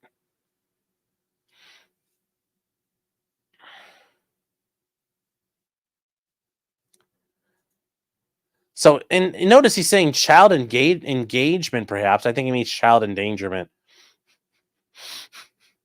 Which is funny because that almost means, are you alluding to child endangerment? Yes. Like, well. And that's not really great to allude to committing other crimes. Anyway, that language in there reflects nothing but child endangerment at the best. And I won't even concede that it does that. And he says the second element is that Deputy Plomplin said he had watched a video on the Steel Toe Morning Show by a gentleman by the name of Aaron Imholt. Imholt and the defendant have had I don't want to say a long-standing feud, but it's gone on for months. You notice he says they don't like each other. They plain old just don't like each other. Okay. You're not saying, remember, you claimed that the whole idea of the falling out was inappropriate.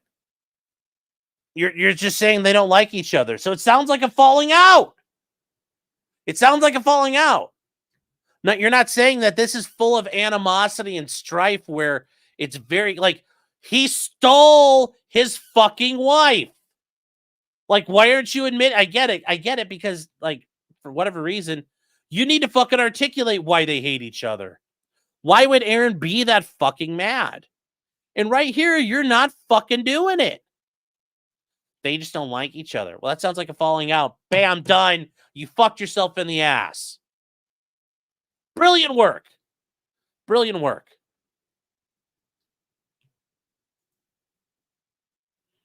I mean, really, that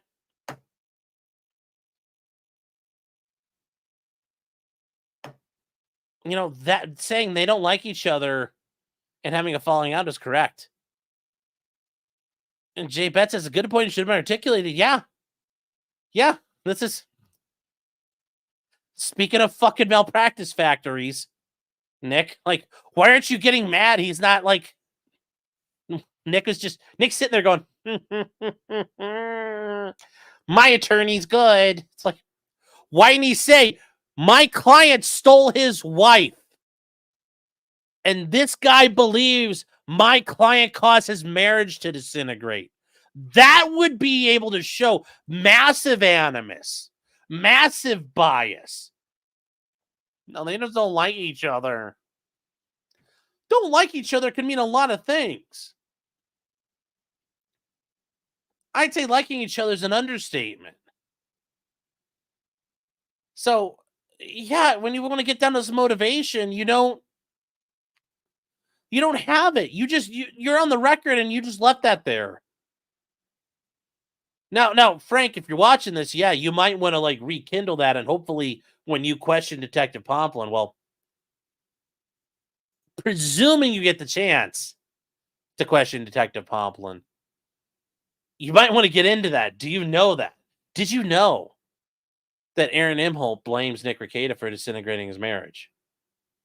Like, I hope you do that. Because if you don't, you haven't established the animus here. You haven't established.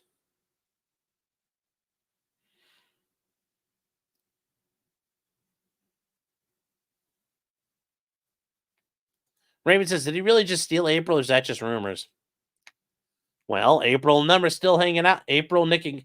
The cover is now a 3-person cover, and Aaron's not in it anymore. So you tell me what happened. I'm sure that Balldo's pulling double duty.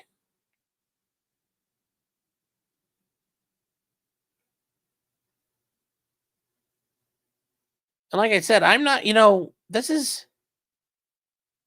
Yeah, there's only 3 wolves.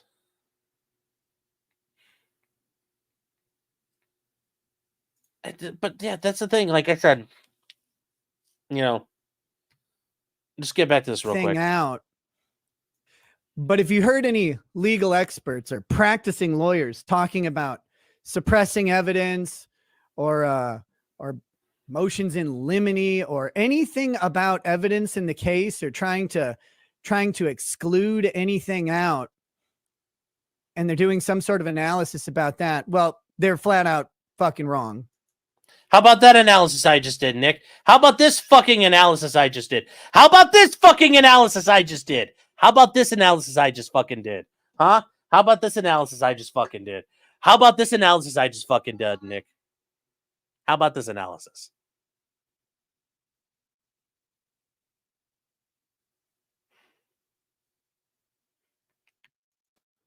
On Sunday, we filed a motion. Get back to that cope sip.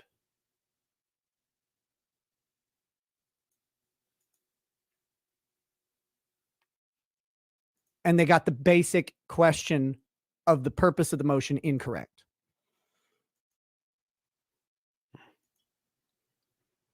I'll never lie. Yeah, you ain't finding the answer. You ain't finding that motion in the bottom of that cup. I mean, really, like you've almost conceded the ground. I hope you're going to articulate this more, Nick, because otherwise you've conceded the issue. They don't like each other. All right. There's a lot more than don't like, because right now you have met the terms of that falling out. And some of you might be saying, well, oh my God, Sean, you're going to give fucking Nick keys to victory here. I'm like, no, I'm not. No, I'm not. I'm not worried. They'll be fucking fine.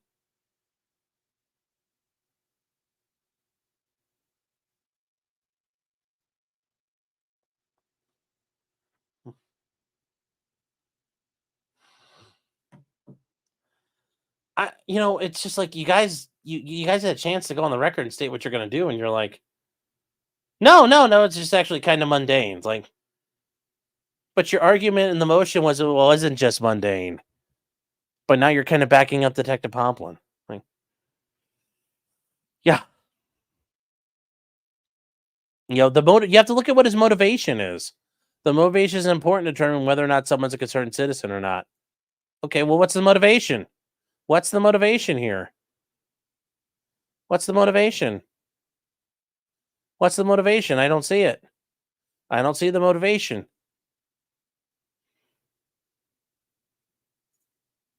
Gotta get your parts out there, man.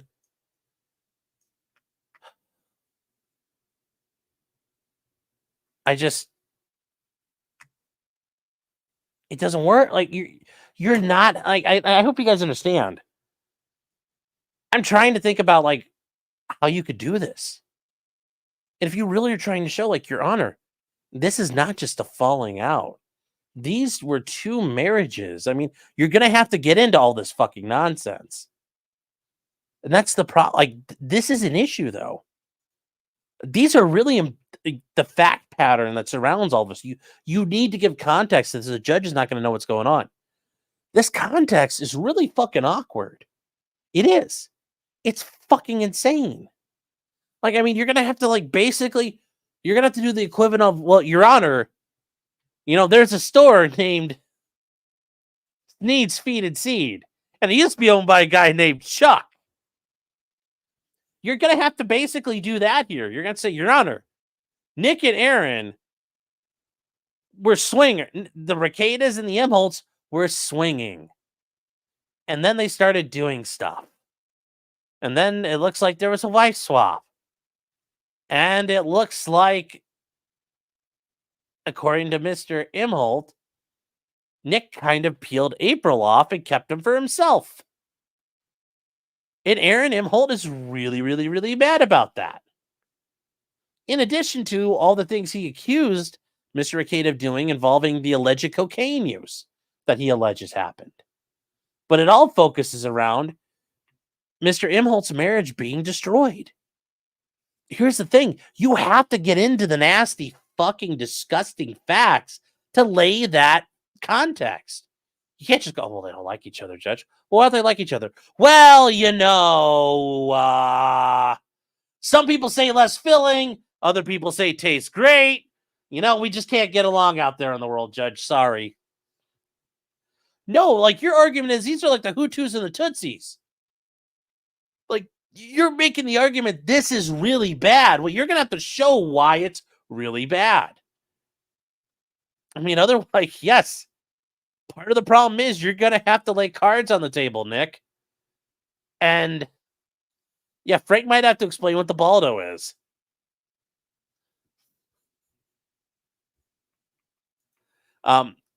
Helio Rosa saying, you got to bring up the two Jamaican dudes. No, I don't think... Okay, look. We don't need to go that far. We won't need that far. Just the steel toes and the Baldos.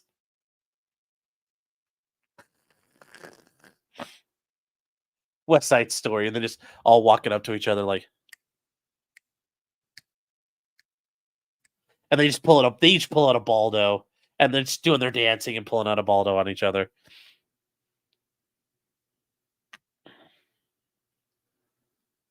So I don't. People are like, oh my God, Sean's got dead air. I'm like, I understand, but I'm trying to engage lawyer brain while I'm doing spastic entertainer brain here and trying to give you guys some education and some value here. I'm like, why didn't they do that? You could point out, here's the cards we're going to lay on the table, Judge. Prep him. There's nothing wrong with priming the pump a little bit, saying, Judge, Mr. Imholt, because even in the motion, they don't even explain why Mr. Imholt really hates Mr. Rekieta. They don't really get into it. They need to really, really, really get into it, and they didn't do that. At some point, and now you haven't mentioned it in your motion. You haven't mentioned it when you've been in pretrial. And then all of a sudden, you're just going to go, pow, right into the judge's face with it. That's not going to work. Just going to be like, when the fuck did this happen?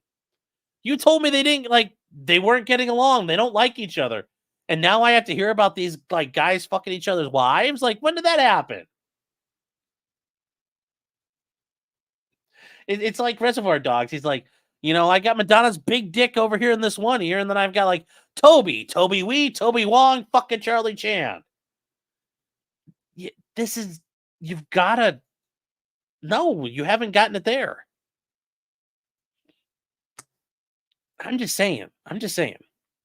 And then we get to the video. We'll move on to the video here, and they talk. All right, guys, it's only 14 pages. We're all halfway through it now. Also, the video, and as stated in the excuse, the video he watched could not have been the defendant's. In fact, the evidence that we received in Discovery, and there's Supplement 1, shows a clip from presumably a video that he watched showing that it came from a different platform, and that different platform added elements to the video. What elements? What elements were added? What elements were added? What elements were added? So the video in and of itself is not reliable. Okay, why?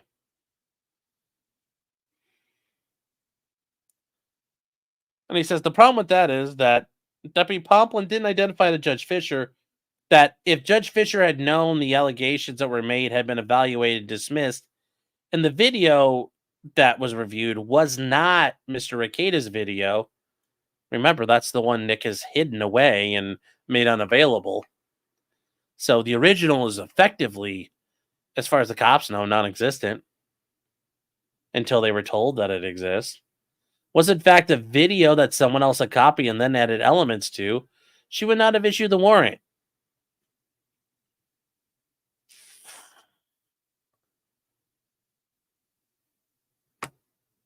Okay.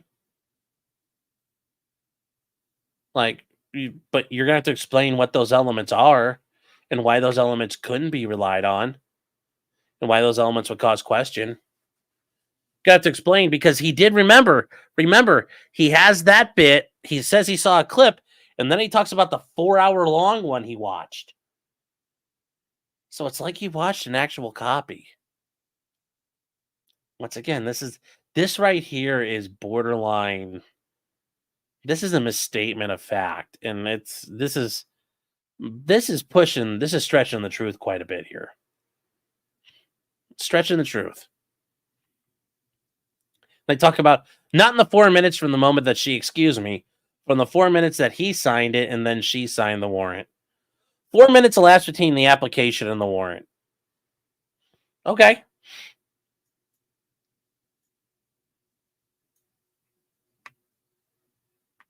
Okay, I mean, yeah, and things are done electronically. It's 2024.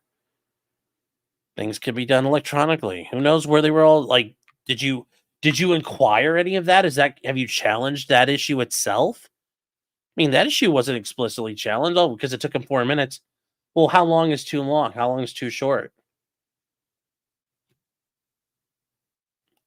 You know, and he says, I assume that all judicial officers take their jobs and responsibilities seriously, and in doing so, they rely on officers of the law to be honest and fully forthright and forthcoming in their expressions to the court.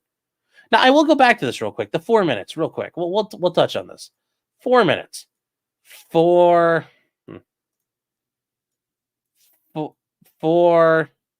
minutes. Is that too short? Well, it depends. Did they come to her beforehand and said, here's what we're trying to do. What do we need more of? I don't know how they did it. I don't know what they did beforehand.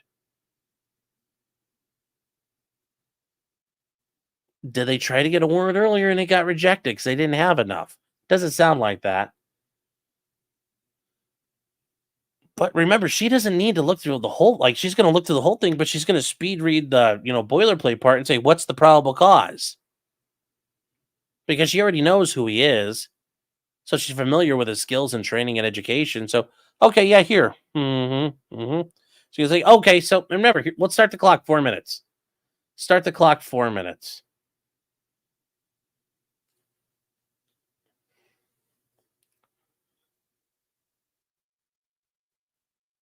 We'll start the clock 4 minutes.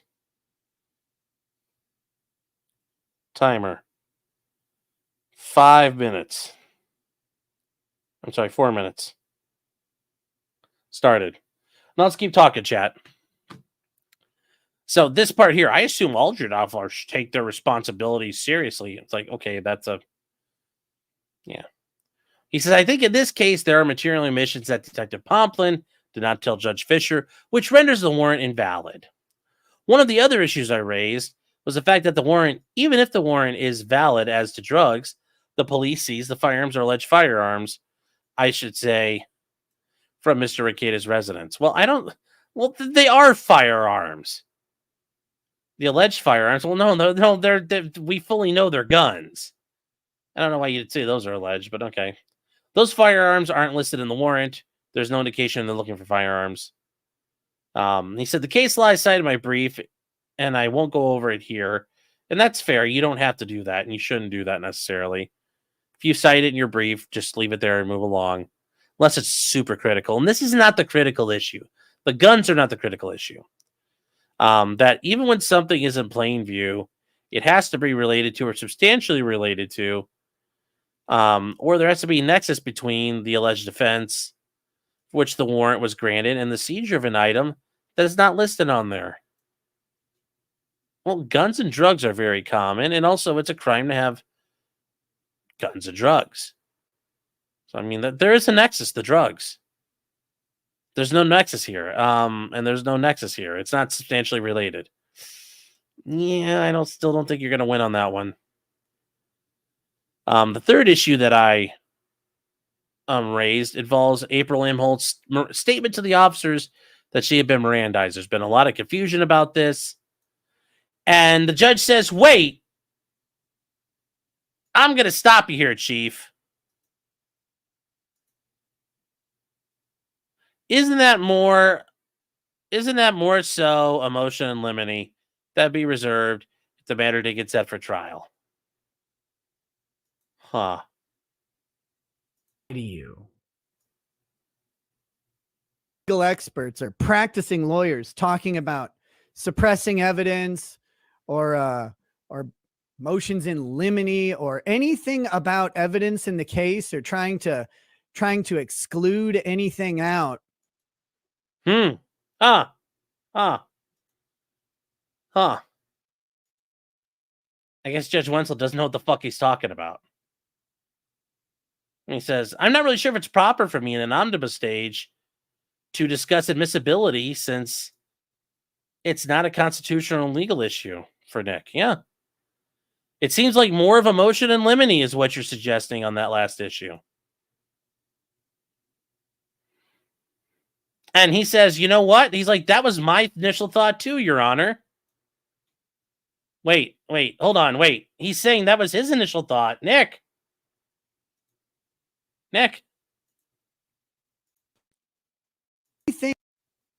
Lawyers talking about suppressing evidence or motions in limine or anything about evidence in the case or trying to exclude anything out. And they're doing some sort of analysis about that. Well, they're flat out fucking wrong.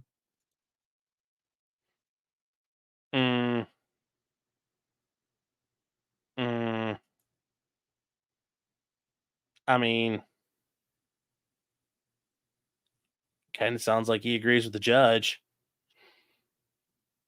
And now he's claiming, I cited a case called Sutter, where he says that if it wasn't raised early enough, that they would waive the issue. Oh, and there we go, chat. 5 minutes. Or 4 minutes. 4 minutes, chat. There you go. That's how long that happened. Think about how much you could talk about in 4 minutes.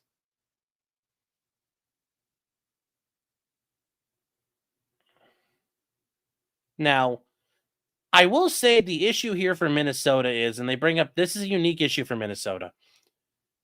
Because you do an omnibus, and then you have a contested omnibus, and then things get set for like trial pretty much right off the bat from there. I can understand the idea of raising everything right then and there at the omnibus hearing, because it sounds like that's when you probably should do it. And I don't know Minnesota law to know if there's another refinement to that. But even the judge is like, yeah, this is a motion in limine you should be setting for pretrial.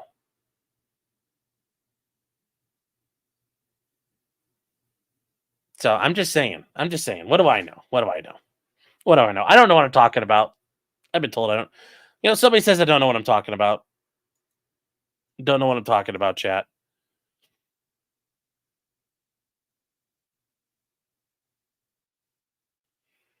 What were we timing? That was forever ago. 4 minutes. That was how long Detective Pomplin signed the warrant and then Judge Fisher signed the warrant. 4 minutes. Yes, a cop couldn't order from a Denny's menu in 4 minutes. You're right. That's probably going to be what they're going to do. I could see that. I could see that happening.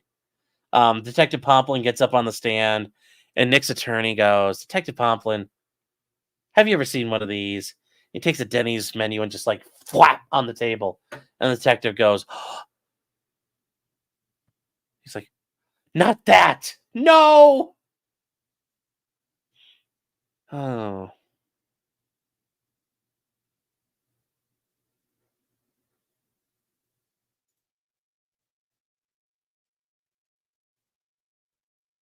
This is just the funny part. Just slap it on the table. Exhibit 1. I rest my case.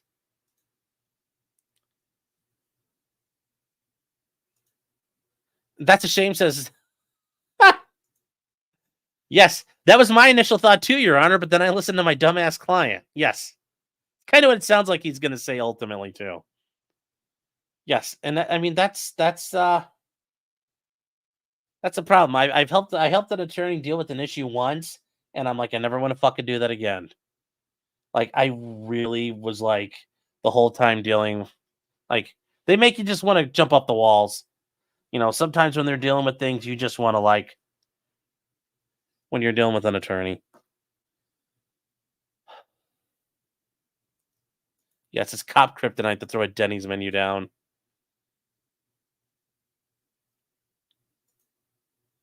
So he said, I want to make sure that I raise it as early as possible. Fair enough. Okay, and that's not bad. Now, he does say belt and suspenders, and I know people over on the farms are saying that too.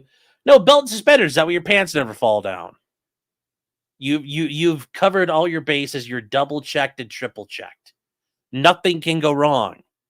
Your pants can never fall down if you have belt and suspenders on.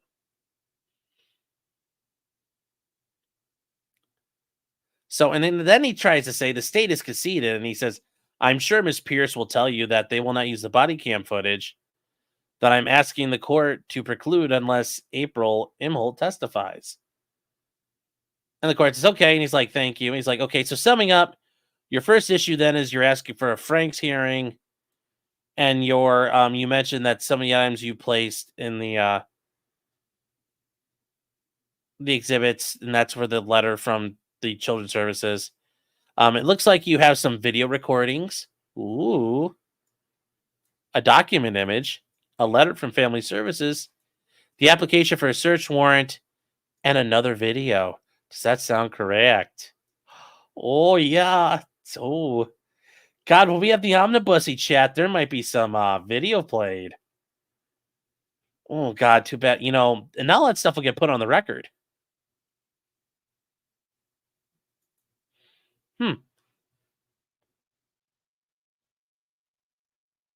Huh. I don't know how that's going to work necessarily. I don't know how it's going to.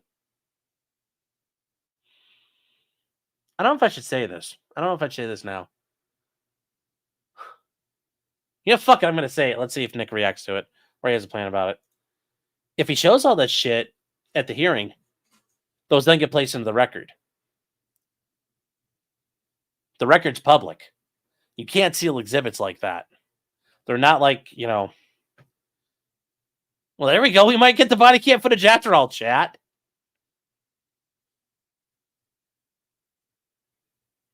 We still might get the body cam footage. Oh, you gotta love it. Gotta love it. We still might get it. We still might get it. Because all those exhibits and all that information gets entered in. We're gonna get a transcript of all that. Now,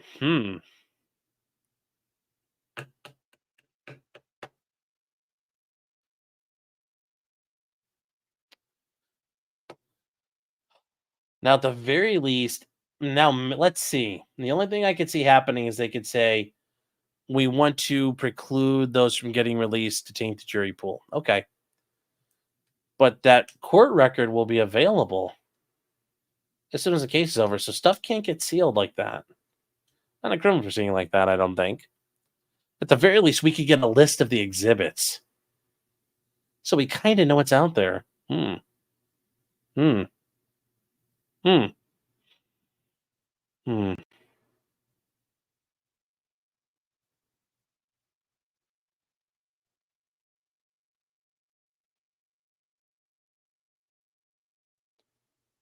still might be a way. You know, life always finds a way.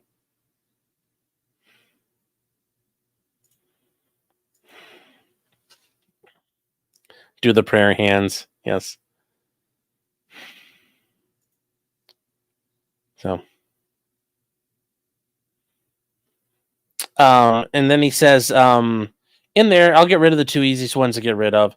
There are two body cam videos because he says Miss Pierce is conceding that's not necessary, and those relate solely to the third issue I raised. Those are not particularly relevant. There's a third. The other video is a copy that I personally downloaded from the Steel Toe Morning Show. Excuse me, Steel Toe Morning Show.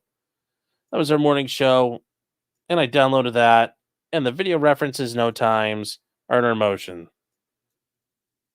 But they talk about a lot more videos, so are they really just getting rid of all the crap? Okay. I guess we're not going to get the body cam that way. Oh, well. There'll be other ways, chat. There'll be other ways. The application for a search warrant, well, yeah, but they're already going to have that. It's not a big deal. The letter from Children's Services. Then there's a PowerPoint that is titled the Rekieta video PowerPoint. That'll be interesting. Like I said, I'm interested to see how the Detective Pomplin, he probably had to do a briefing for people. So I'm sure he's clicking through PowerPoint slides. Click, click. Sneed's Feed and Seed. Click, click. Who is Sneed? Well, Sneed owns he owns the Feed and Seed store. Click, click. Formerly owned by a man named Chuck. Click, click. Who is Chuck? Click, click. Like, oh, just the slides clicking by. I'm thinking we'll see Half-Life 3 before we see the body cam footage, maybe. Which is also included. He created for someone else's stream. Not from Mr. Rekieta's stream, but from someone else's stream. Well, yes, because Nick secreted evidence. He secreted it away. Kind of what happens when you hide evidence. The police have to make do. He said, I already mentioned the supplemental report. I think that's everything, Your Honor. And he says, what I'm saying is that the evidence is not the best evidence. It wasn't the original evidence.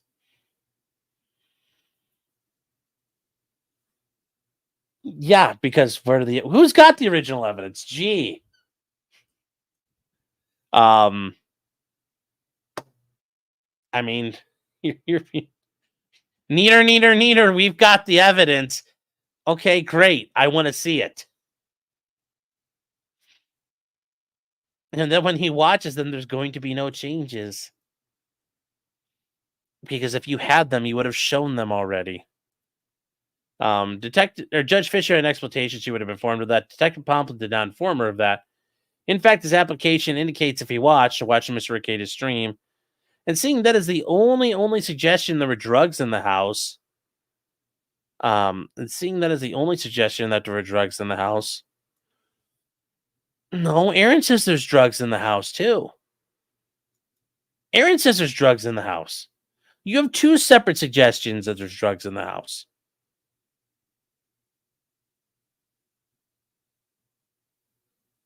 And Jay Bet says, per Kurt, the best evidence isn't required at this point. I agree. I 100% agree. They don't need it. But at this point, if you're going to run around screaming, neater, you don't have the OG copy. We do. You know, you're like, okay. Instead of subpoenaing Google, they could subpoena Nick for his records. They could do a search warrant. Search warrant. We believe we'll have evidence in this phone. We want Nick's phone so we can get access to his YouTube account. Because we believe there's evidence he committed this crime. How do we know that? Because he fucking said he's got it. And the only way to get it is accessing his YouTube account. There's ways they can get all this shit. Eric says, you really think Nick is just going to hand it over? It's a fucking court order. You better fucking hand it over. Or now you're gonna get it held in contempt. Now you might be tampering with evidence. And the neat thing is, at that point, if you start tampering with evidence, the state will be entitled to explain this is all we have because he destroyed it. Because they'll go to Detective Pomplin. Did you try to get it? Yes. What happened to it? Nick deleted it. Well, Miss Prosecutor, I was trying to do my job. and trying to get all the right evidence here.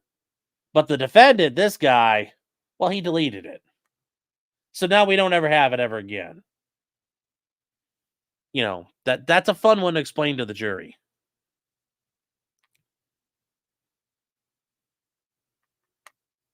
So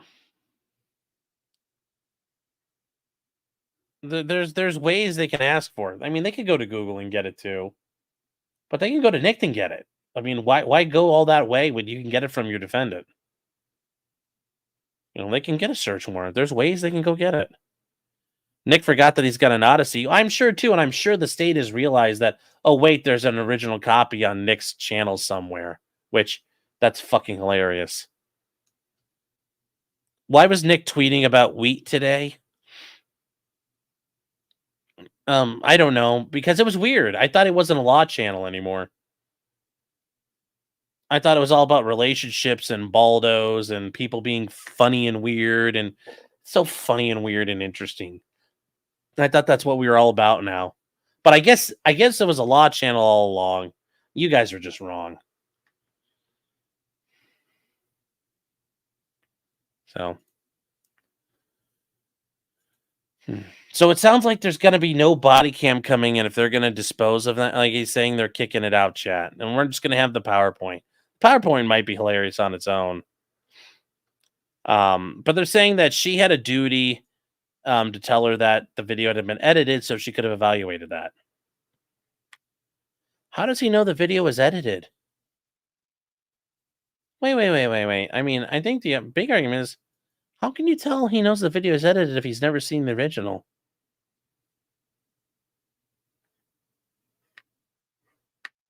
How would he know it's been edited? You're saying it's edited and adulterated. Now, we all know what it means. There's a watermark on there. But they're making the claim it's been edited. Well, how would he know it's different if he hasn't seen the original because you're holding on to the original? How would you know? How would you know? Now the prosecutor gets to go. And remember, we've only heard Nick saying, "Oh, it was a massacre. We won." Any objection to the court receiving all these items? And she says, "Your Honor, I would object to the video of the Steel Toe Morning Show. The affidavit does, for the search warrant, indicate that they did review a video blog on 5/22/24 of Aaron Imholt, but there are, as Mr. White says, there are multiples per day. I don't know if this is the one that was watched, and I can't talk to the authenticity of the video." And the court says, "All right, any further response to that?" And he says, "Your Honor, we're not submitting it for the truth of the matter here. We're submitting it as an indication there was a different video than what he actually reviewed." He says, but that Detective Pomplin watched that show, and the show indicated there was animosity between the two parties. And he says, if he grants us an evidentiary hearing, the Franks hearing, I will certainly be asking Detective Pomplin whether or not he watched the video or not. Yeah, but this is your brief, man, has got to lay out what you're going to do. Like, you want this hearing. Don't just go, "No, that's not true. He lied." That's not how that works. Lay it all out for us, man. Lay out the entire reasons why. He's like, "I'll ask the questions later." I mean, if I was, when you want a hearing for a particular, when you want an evidentiary hearing, and you have the burden of like trying to establish a basis that you're entitled to it, like, here's what I'm going to do, Judge. Here's what I can prove. I have a bunch of questions I'm going to be asking. Well, like, how, I don't know. I just, and then he says, "I'll take the admissibility of that under advisement." And he says, "Well, can we have and I'll determine whether or not he's going to overrule it." And he says, "Your Honor, I'd ask to do a written response," and she has the right to. Barnes like, "Oh, she could have just took care of it right there." It's like, Why would you? Just go ahead and take your time and write a response. And she's like, can I have till the end of the week? So this week she's got 2 more days. Well, 3 more days. And then the court says that'd be fine. And then he says, Nick's attorney says, I would ask to be able to reply to the written response, and I would need 5 days to do that. And the judge says, typically, this is your motion. I would have you file your submissions first and the state thereafter. And then he says, and I think, I don't know if the judge understood him, but he's like, yes, I do have the right to like a rebuttal argument. And he's like, I already filed a submission. When the court says, all right, fine, in light of that, I'll allow you to do a reply brief and rebuttal by September 6th. And September 6th is the Friday of next week. So the Friday of Labor Day and the week starting on the 2nd. So the court will take the matter under advisement on September 6th and issue an order. Typically, an order will be provided within 30 days of that date.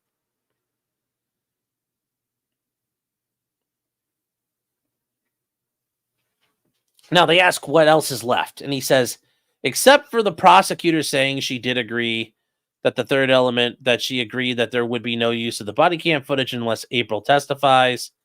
And the judge says, look at her like, what's up? She says, I agree there would be. I can't use April's statements unless she testifies because they're hearsay. And I would not show her statement on body camera. She says, I'm not agreeing that I would not use any of the body camera. And that's smart because she doesn't know what she's going to do yet. She still has time to prepare her for trial. And then he says, all right, well, nevertheless, those items are motions in limine. You've noticed it. It's an issue if the matter does go to trial. Wait, once again, I'm just... On Sunday, we filed a... Once again, he said,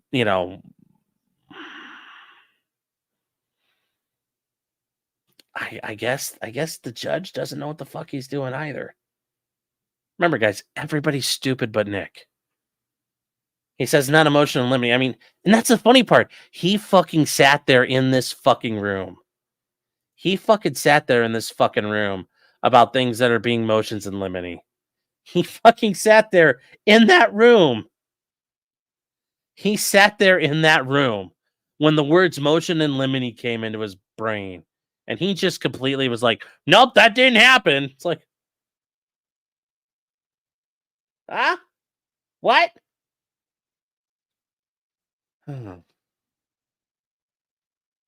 Oh. But we'll see, guys. Like I said,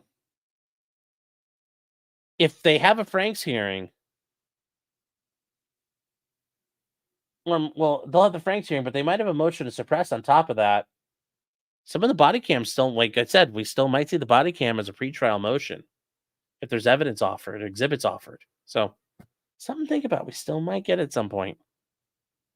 Yes, you're all wrong.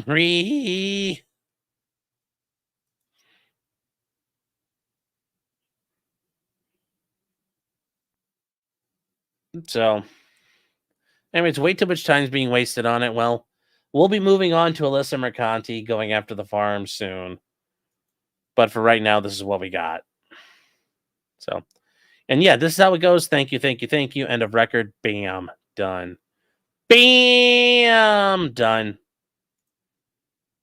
And then she says, I'm Lisa. I do hereby certify that I reported the stenotype in the proceedings in the matter of state of Minnesota versus Nick Rekieta. I further certify that thereafter I transcribed in the typewriting the foregoing transcript of said proceedings. I certify said transcript is the true and correct copy, best of my ability. August 26, 2024. And I mean, think about it. Like, in less than 5 days, she turned around and belted out the transcript. That's pretty cool. That's actually pretty impressive. I mean, it's only 14 pages, which helps, but I mean, that's... Minnesota does some pretty cool shit. The way they do some of this file, they make some of this file stuff open for people. I guess the transcriber got it all wrong. She's all wrong, too. and they're doing some sort. Yeah, and you know, he once again, this guy says we're getting it all wrong though.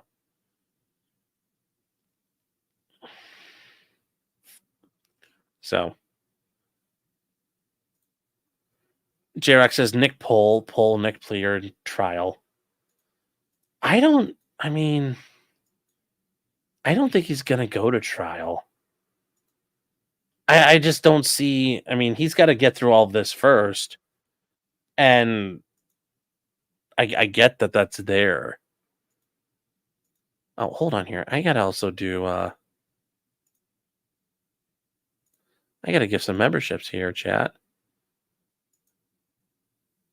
I forgot I have my 10 memberships per month I can give away. So we'll throw those out there. Then we'll do a poll.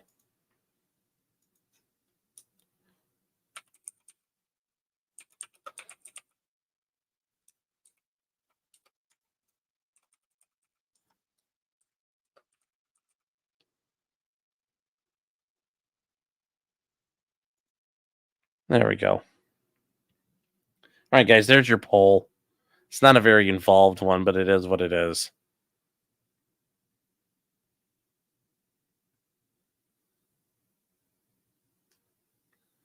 So that is there. God, such a pain in the ass to go between them.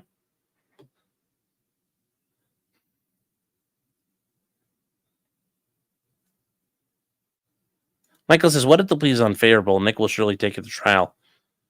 I mean, there's only so many, like, the plea can't get any worse than what it, like, the plea could be plea to the charges or plea to the indictment. Like, you're stuck with what you got.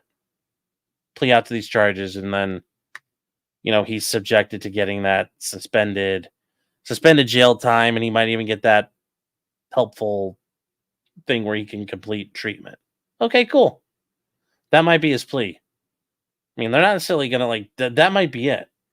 Who knows what they're going to offer him, though? Who knows? Where's the death penalty choice? That's not a death penalty. That's not an option. He's going to interlocutory appeal. That's a little different in the criminal world. He's going to have to show he actually can do anything with that. I doubt he gets it. Case dismissed. I mean, yeah, there's always a chance. It's funny. Remember, guys, that night when we were going through it, that case Nick cited where he's like, I know the secret knowledge and you don't know it. We found the secret knowledge and it wasn't what he said it was. So, yeah, I'm just saying there, chat. Okay.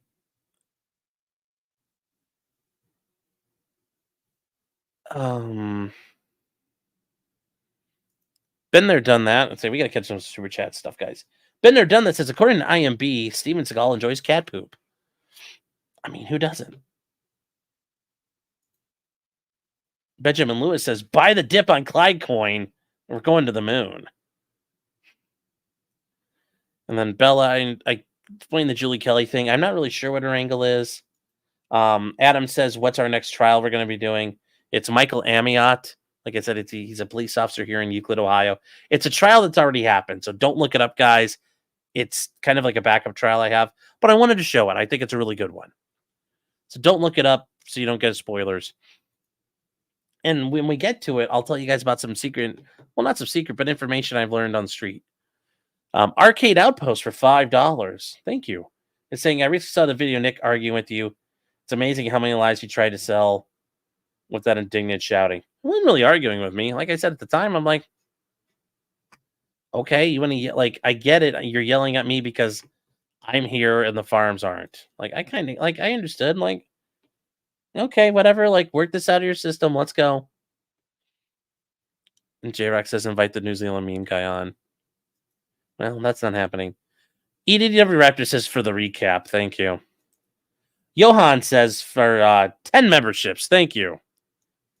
Invite the Austrian girl too. Well, Heller did not come on. Sorry, J-Rock. But then J-Rock, EDW Raptor, and Amateur Iconoclast each gifted 10 subs. Thank you both, guys. All three of you. Thank all three of you for your support and your generosity. EDW Raptor says for $10, time to hit the extendo goal, chat. Yes. Thoughts on Nick's Fourth Amendment video stream content? I looked at it. I mean, I'm not like, I don't know, not necessarily. I can do Fourth Amendment stuff. We can talk about that on our own. EDW Raptor gifted 10 more subs, and then J-Rock was like, 5 more subs. And then Johan says, we're going all night, chat. Yes. And then T-Rex Chucky Moore says, all you had to do was not lie. And you're right. I mean, Nick's right. We asked the cops not to lie. I don't see they lying here. Like I said, the cops lie a lot. I don't think they lied this time. They lie a lot, just not all the time. You know, a lot of times they also do get the right person. So, because people screw themselves over by like snitching on themselves or videotaping themselves commit crimes. J-Rock says, yes, more. All night. Let's go, felt it, etc.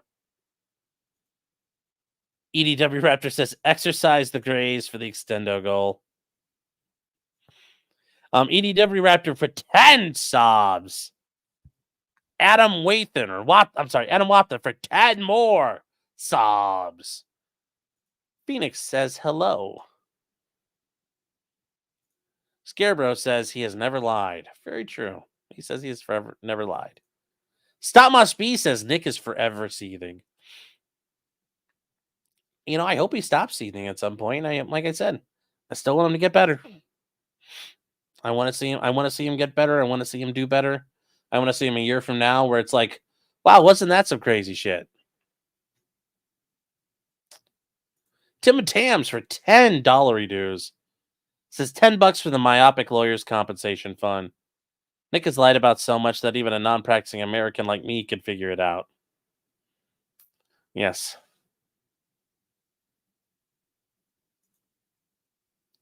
Grassroots Hegemon says, this is my retainer for Dick Masterson to be the test dummy the Balldo gets used on in court as a demonstration aid. Yes. And then Super Cynetic Will says, doesn't Nick's lawyer giving this argument in his motion here rather than the motion in limine give the government more time to come up with a rebuttal? Yeah, but remember, he was more concerned about making sure that he didn't waive that issue. And even then, it's a confrontation clause problem. It's a hearsay problem. She already admitted it's a hearsay problem. But there might be, remember, there are exceptions to hearsay. So there might be ways to get all that crap in, regardless. It all depends. Charlie says, you only know sandwiches. I know. How true. How true. And the potentially criminal gifted 10 subs. You know, thank you. Thank you for your generosity and your support.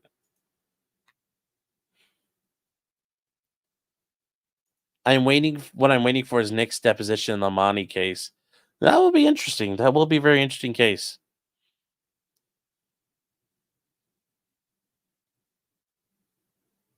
Are we going to cover the O'Keefe's filing a lawsuit against Karen?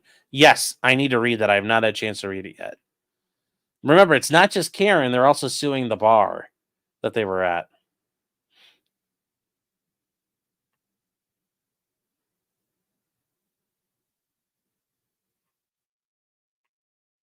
Hold on here.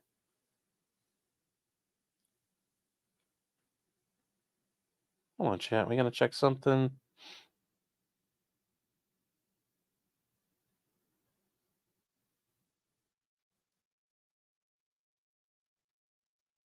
No, I don't care about that. No, stop. Oh, jeez, Darcy. Holy cow. Holy cow, Darcy. Darcy for $200. Holy shit. Thank you. I said a Venmo to him. Damn, yes, you did. You can always do it that way, guys. Venmo, Zelle, PayPal. You want to mail me a letter bomb, whatever it is you want to send me. If you're gonna send me a bomb, make sure it It's big enough to do the job. I don't want to walk away from it. So, no half measures, chat. Just saying. The finest of TATP I want you to make. But a night out, she says, a night out for you and the lady. Well, aw, thank you. 2.0 will love that. I think she's sleeping right now, but I'll tell her when she wakes up. But Darcy, thank you so much. I really do appreciate that. That is very generous. I mean, certainly. You didn't have to, but thank you very much. I should say you shouldn't have, but I still thank you. But Joe said I'm a hypocrite. I mean, I understand. I've heard, like, I didn't actually listen to what Joe. I didn't get a chance to watch Joe's thing, but yes, I'm skeptical of the government typically. But I saw with my own eyes the same evidence the government saw. I saw with my own eyes evidence the government has seen. I've seen evidence that the government hasn't seen. Remember, somebody sent me something and I've taken a look at it and I'm like, oh boy, that doesn't look good. So I've been able to formulate an opinion based upon my own things. So yeah, what am I supposed to be skeptical of? That the government and I saw the same thing, and then I saw something else that has subsequently been confirmed through other evidence and means? What am I supposed to do? I got to run with it. Okay, well, it's been confirmed. I mean, that's how I'm looking at this. Like, I don't think I'm being a hypocrite at all. We have evidence we saw. I mean, we watched this whole event unfold. I don't know what more we can. That's not being a hypocrite, really. I mean, if none of this had ever come out, yeah, I'd say, wow, this seems really fucking ridiculous. But we've seen a bunch of it come out. So it's not, I don't see how you can call somebody a hypocrite at that point. Because I've seen a bunch of their evidence and I'm not skeptical of it. I mean, if that's the case, I'm supposed to be skeptical of the government. How long should I be skeptical for? Till when do they have to present a certain thing before I'm now given the green light to go, okay, well, yeah, I guess they're right.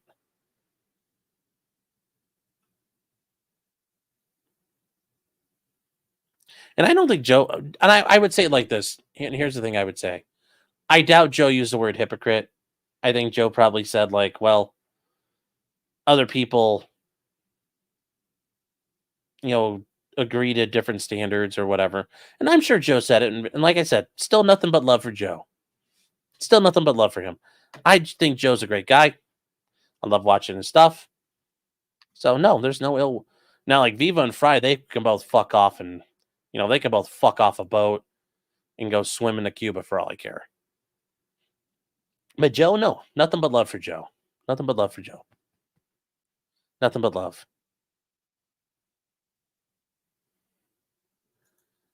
T-Rex Trucking and More says, I almost expect Nick and Barnes to call y'all shyster lawyers next. Well,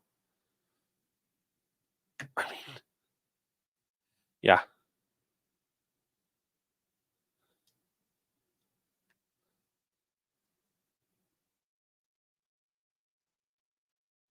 Eric says, isn't Paul suing not the O'Keefe family? I don't know. I got to take a look at it. I really got to take a look at it. Brewberry says, I'm an expert in sandwiches. What's the correct way for a PBJ, toasted or untoasted? Apparently, this is a hot topic in your household.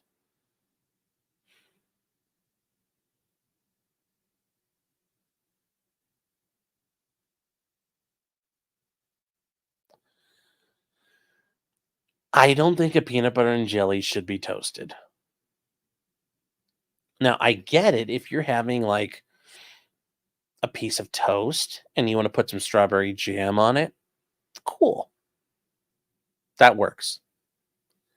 But typically, I don't like peanut butter warm. And the warm bread along with the peanut butter, like, because the peanut butter can get like a little runny. I don't know. No. I do bread, I eat the bread raw. Although the bread's not raw. It's also when people are like, you eat that bread uncooked. I'm like, no. Oh.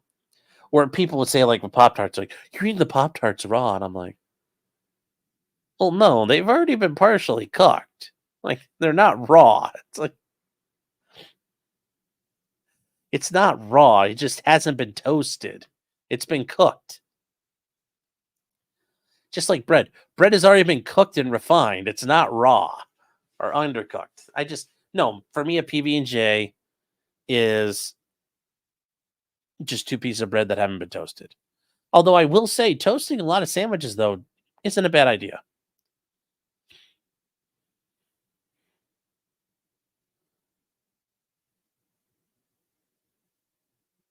Grassroots says, I'm rubbing a piece of felt right now. Don't mind me. Sweet Tooth says, please cover Donna Adelson. I need to look into that. I haven't. Honestly, I will say this much, Sweet Tooth. I should. I don't know anything about that one. That was one that I've just. There's only so much bandwidth, and I hadn't really spent any time on it, but I'll take a look at it. Peter Tragos has been covering the crap out of it, and it looks pretty interesting.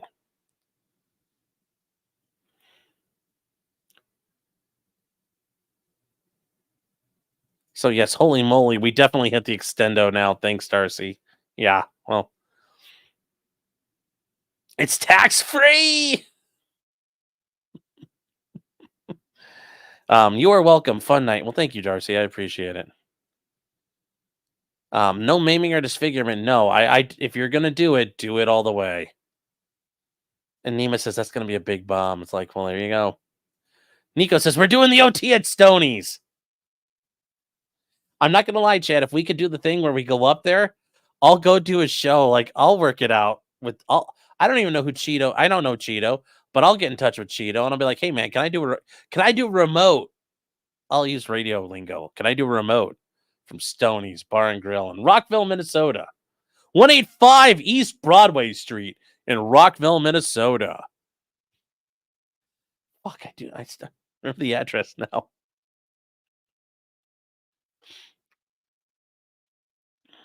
But yes, I'll go do it there. We'll go do a live show from there.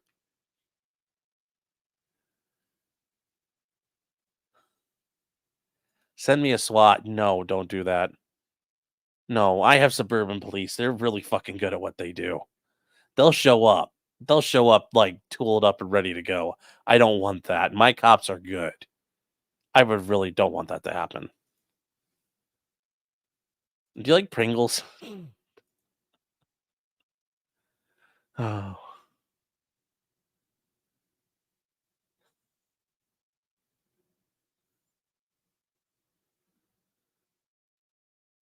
Your eyes are lying, Nick said so. Yeah.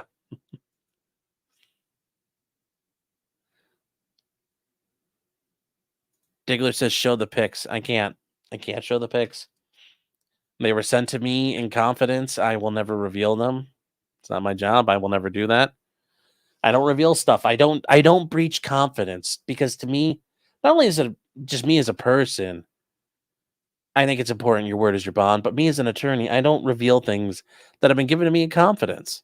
Even if it has been exposed and the information has gotten out there, it's not my job to confirm it. It's not my job to do any more about it. I still keep that crap confidential. So I won't ever air whatever it is given to me or confided in me to chat. I won't do that. I won't do that for revenge or for super chats or anything like that. No, I take my confidence, very seriously if you rely on it. I have now made myself a witness in this trial. That's fine. Fucking subpoena me. That'll be great.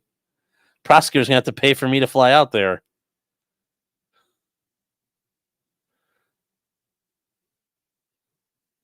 Greencap saying, did he also send nudes of no, because I'm not nothing I received came from Nick.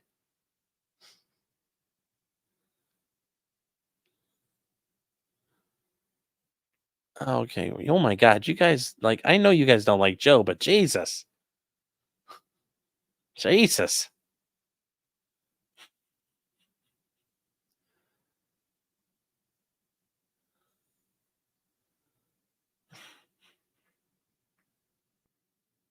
It's okay. Nick did coke through a sheet with a hole in it. Oh no. I think Joe just legit feels bad for a friend. I think so too. I think so too. I just still think, when you want to deal with somebody and your friend or somebody you care about, there's accountability is the way you go. And if they won't do accountability, I mean, communities regulate through shame and embarrassment. And if you won't regulate through shame and embarrassment, then the community gets rid of you. But shame needs to be a valuable tool.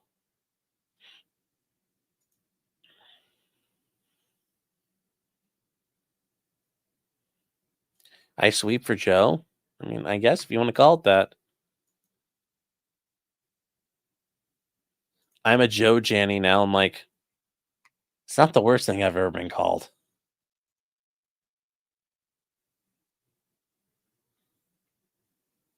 Guy in his room says, I usually do toasted, but no real preference. Yeah. I can understand it. Not my thing. It's not my thing. Amon Rescue says that was power leveling me. Yeah.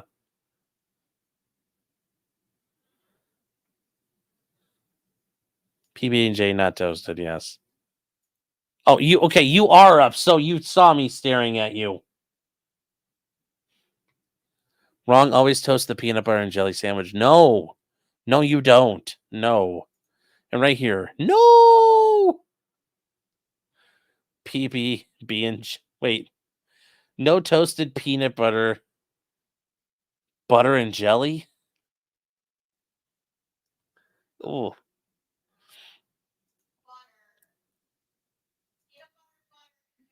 yeah, that sounds nasty. Peanut butter, and jelly. I just like you can do peanut butter and butter. That's still kind of like I'm not a big fan of that. That makes sense, but doing like jelly and butter, like I can get buttering toast and then putting some like jelly on it or jam on it. Okay, cool. But like then slapping peanut butter on top of that, like no. Nope. And God, I gotta get my hair cut, Chad. I promise. Next week, Wednesday. Had to push my appointment back from Friday. So, Grassroots Hegemon for $5 says Joseph feels bad for his friend being a mess. I feel worse for Joe than I do Rekieta. Yeah, I feel bad. I watching Joe lament, I guess, and just yeah, I feel bad for Joe the way he's going through this. Yeah, like it sucks.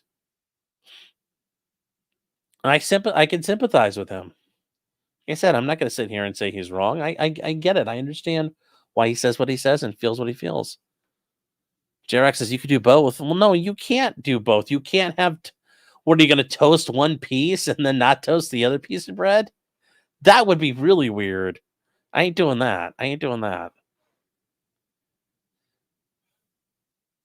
Charlie says, what kind of weirdo heats up Pop-Tarts? People do, man. There's a lot of people who do heat up Pop-Tarts. This question really struck a nerve. Yes, it does. Well, these questions do, man. Yes, the bread has been proofed and baked. Yes.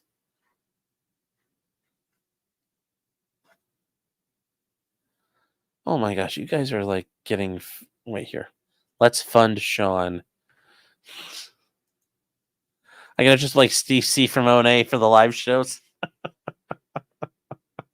That would be funny. Brent says, I'm emailing you some anthrax. Oh, that would be fun. Drone strike, Sean, or you're a pussy. Oh. T-Rex Trucking and More says, oh my God, if you do next trial coverage live from Stonies, I will 100% show up.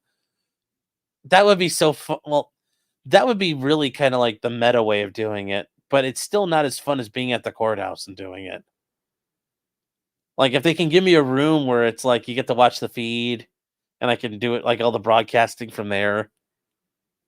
Be great. Or I could rent like hold on here. Let's we need to do Google Maps. Let's see if there's like a building across the street from them.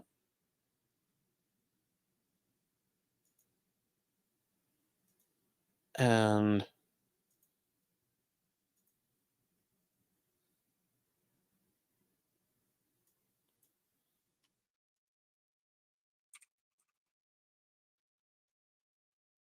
okay, so here is. All right. All right, chat. We're gonna have to look around because it'd be funny if there was like we could do a cross from the street looking on this. Okay, so there is a dentist office, Dr. Kirshner. I doubt she'll let us hang out there. The city government's right across the street from the courthouse. Okay. Can we go down here? Like, I wonder what that building is. Can we like be up on the roof and do a live stream from up on the roof? Like, it's like the Beatles coming back. What is this? Oh, nope, that's a law office. Never mind. Although maybe I could be like, hey, look, lawyer bro. Look, brother to brother. Although, what the heck is this? Oh, it's an Indian. Candy Ojai.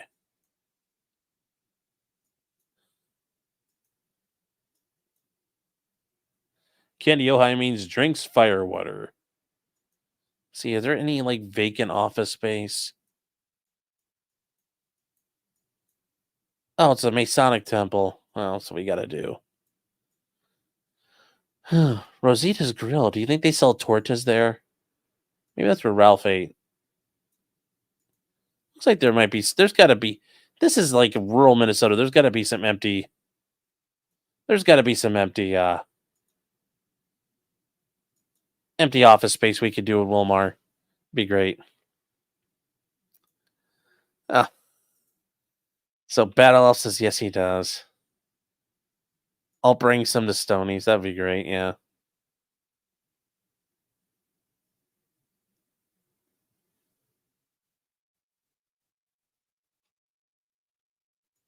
You guys said now we know there's pics. I've already mentioned the pics. You guys like gotta back in the lore.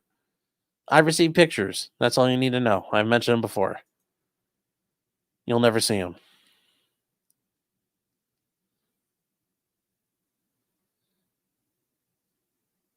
I'll be on one side of the courtroom and Joe will be on the other. No.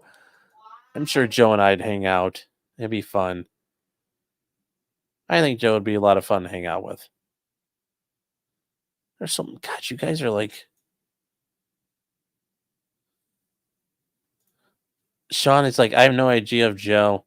Only said you're sweeping to piss you off. Hey, you know what? It's all right. Does 2.0 know about the pictures? Yes. A search warrant's issued for those pictures. Good fucking luck. I ain't fucking cooperating with the police. I ain't fucking helping. I ain't snitching. Maybe you can rent Nick's guest house. That would be funny. Stream from a Ryder truck out in the parking lot. Yes, make my table a bunch of bags of fertilizer. That'd be great. Stabby says, for fuck's sake, they're called Pop-Tarts because they pop out of the toaster when ready. How did you fail to follow instructions? Because they're disgusting when they're hot. Eating Pop-Tarts cold is the best. Am I looking for sniper purchase? Yes, I'm looking for ambush points.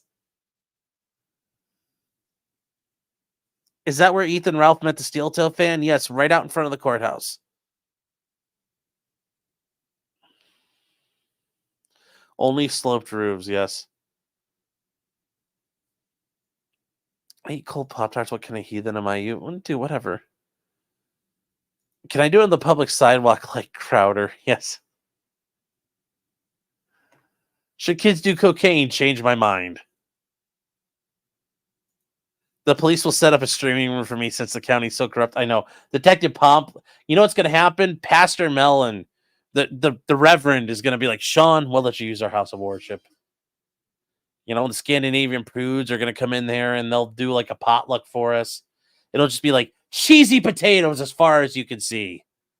It'll be great. It'll be great, chat. Doc's Aaron's house.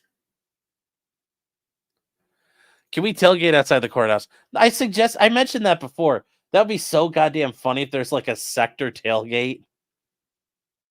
Or like a Nick Rekieta tailgate. That would be so fucking funny. That would be so funny.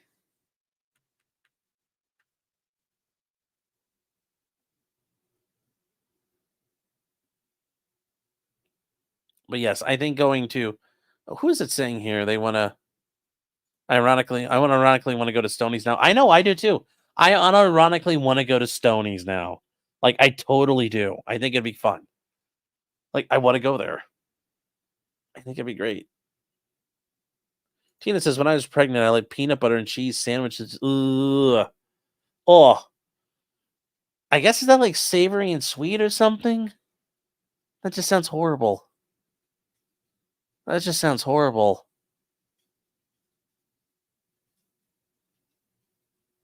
Cold Pop-Tarts are not good. Yes, they are.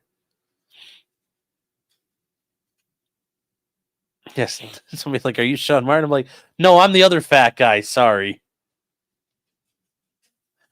Although there are two attorneys named Sean Martin in Ohio. First name spelled the same, last name spelled the same.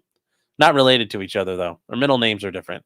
And they'll be like, are you Sean Martin? I'm like, no. I'm the other Sean Martin. You're looking for the other guy.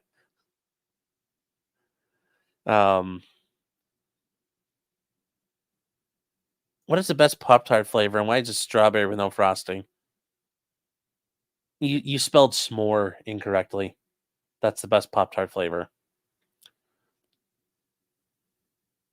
I don't even butter my crack pipe? Nope. You'd think I should, because, like, look how big I am. Like, you know, I'm just freebasing butter at this point.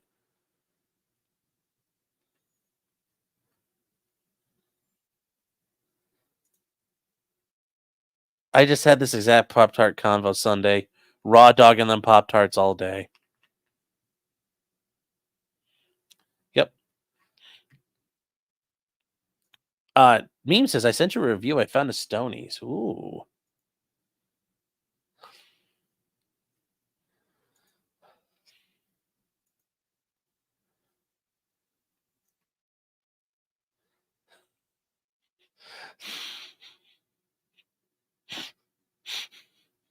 Oh my god. All right, so this is wait,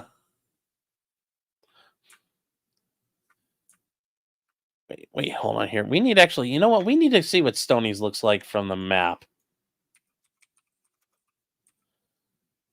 Yeah, Stoney's bar. Here we go. Well, there we go, guys. Here's our promised land.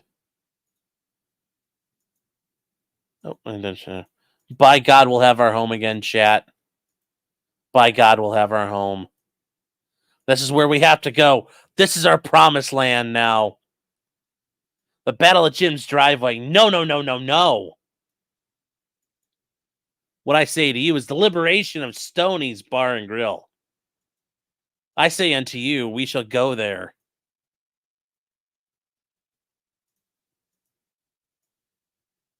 There we go. We can make it there, chat. We can make it. It's like a barn.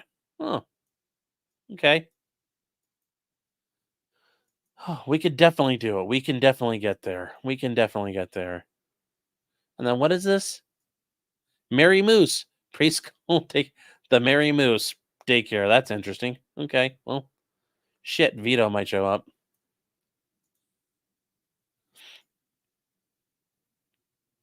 Oh, actually, Premium, the beer of exceptional quality. Okay. That's a great name for a beer, calling it Premium, because like I guess there's nothing left up there. Oh, Thursday, $2 cans. Hell yeah, brother. Hell yeah.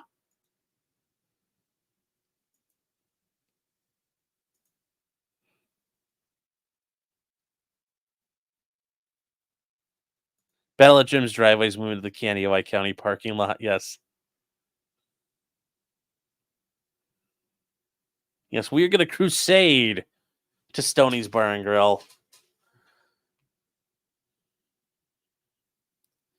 You wouldn't deny the name your daddy gave you if confronted in public. No, I mean, unless there's some guy standing there with like a pistol in his hand and looks like he's ready to kill me, I might say like, nope, he went that way.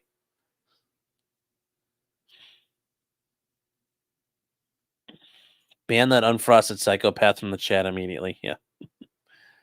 Oh, Stabby says, I'm up all week. Let's go. $2 shots and yes, $2 shots, $5 drafts. That's not bad either. Got some fun with that.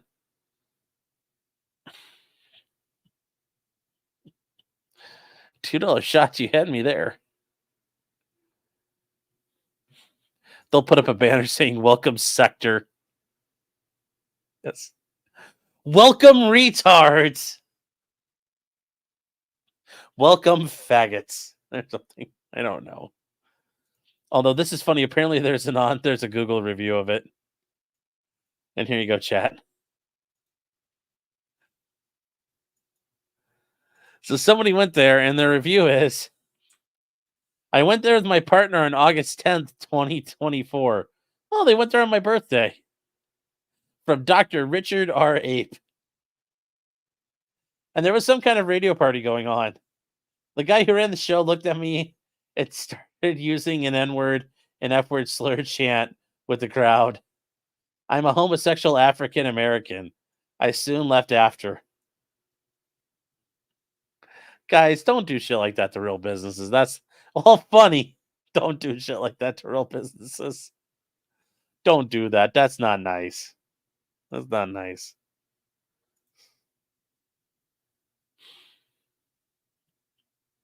That can't be real. No, I'm assuming it's a joke. That's not true.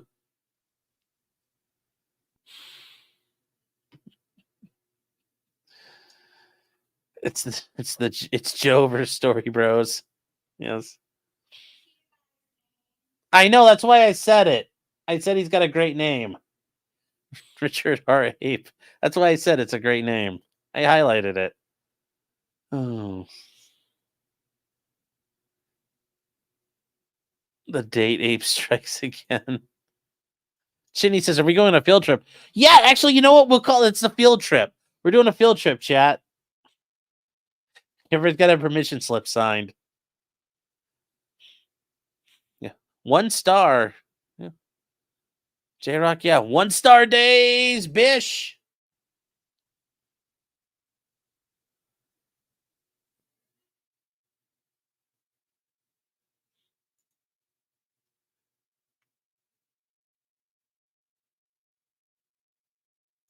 Does Nick's Law Firm have a review page? I don't know, because I think it's closed, so I don't think so really anymore.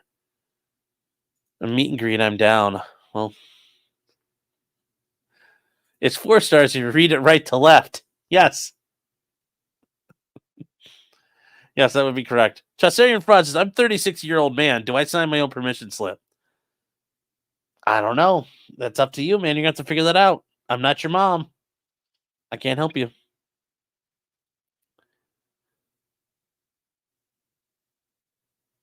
So that'll be great. Field trip, fill the parking lot with short buses. Oh, that would be so much fun. That would be so much fun. I'll sign for Chaucer if he signs for me. Pseudosnark says, ironically, my moot court problem is a Miranda issue involving a woman and a drug charge. Are you is one of your arguments going to just go, you're lying, Your Honor? Moot court is a law school, like things of law school competitions. Is that going to be your proof thing? Your Honor, they're lying. Top mark, Pseudosnark. You win the competition, sir. You are a grand champion. You'll be like, oh, I didn't know this would work. Just screaming, liar, liar, liar. Too bad Imholt versus Minnesota won't be settled by next week. Yeah. Oh. It's like a little moth floating around. Disney said you already signed your permission slip. Perfect. Your Honor, you are absolutely bullshit lying. Fuck off. Yes. Oh.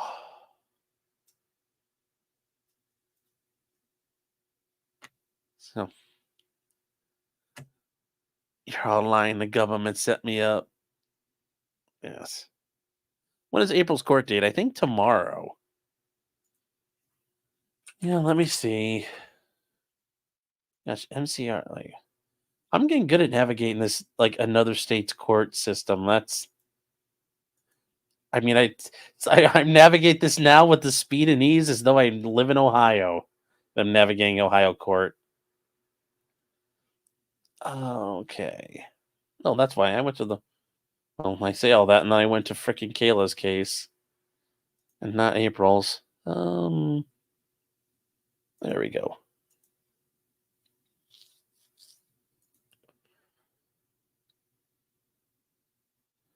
Motion notice remote hearing. So she has chat. She has a remote hearing today, which, you know, I'm not saying you guys can show up, but I'm just saying. I mean, there are some. Apparently, they're letting people do it. Oh my gosh! Is somebody like? Oh, heck yes! It's in front of Judge Fisher. What?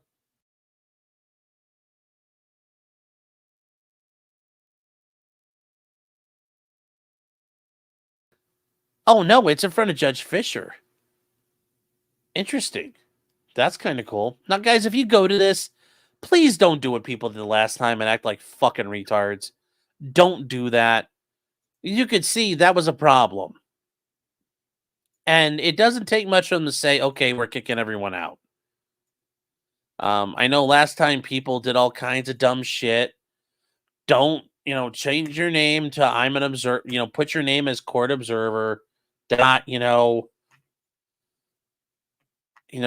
whatever you like.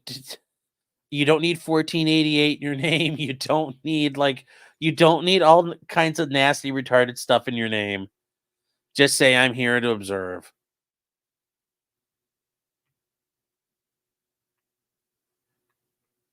Can we call in and tell the court about total N-word death? No, you can't. If it's on Zoom as a public, yeah, I mean this is made for public. I mean they put the hearing information out there, so I'd argue, yeah, it is. I mean it's publicly posted, so it's public knowledge. And here is the zoomgov.com information. Here's the meeting ID and here's the password. And then here's the time, tomorrow afternoon at 2:15.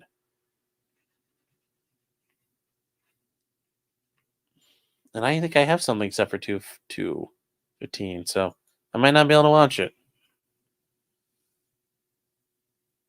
You're just saying, why would... Come on, Sean, don't try to pack the courtroom. Yeah. Crescent Freshes, I didn't see any problems. Well, there were a lot of problems. There were 2 big problems.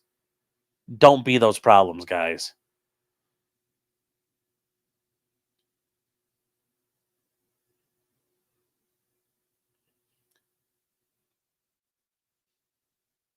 Are you going to stream it? No, because I'm going to be in court. Like, guys, there's not going to be... Guys, it's an arraignment. There's literally... Like, we watched Knicks, right? There was literally nothing there. So, I mean, if somebody else has it, I'll watch it later. But no, like I said, I got something else in the meantime, but yeah.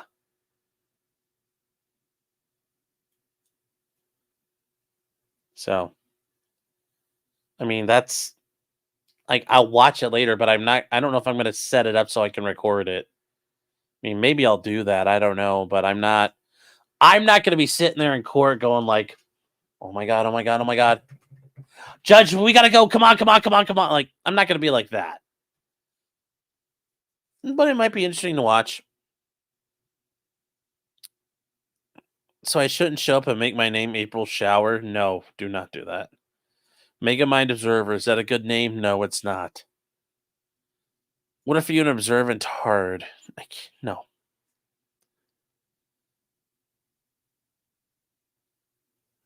Official butthole inspectors under the call. Do not do that stuff, guys, really. Wabu says, are you pretending to practice law? No, I actually... I mean, I don't know if you're joking or not. I haven't seen you around before. No, I'm an attorney in the Cleveland, Ohio area, and I am licensed in the state of Ohio. So no, I are a real attorney.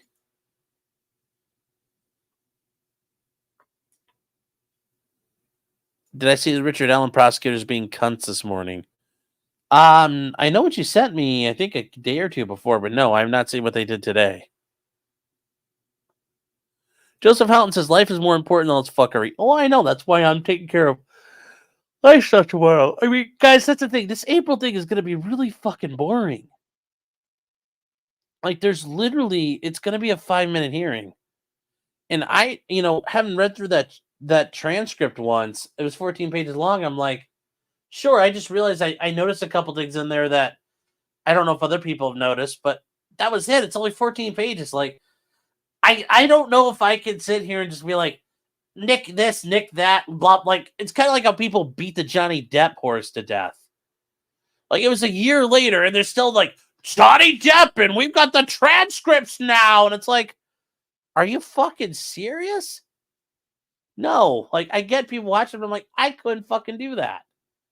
Like, I seriously am like, we're this blowing again. No, we're not doing that. So,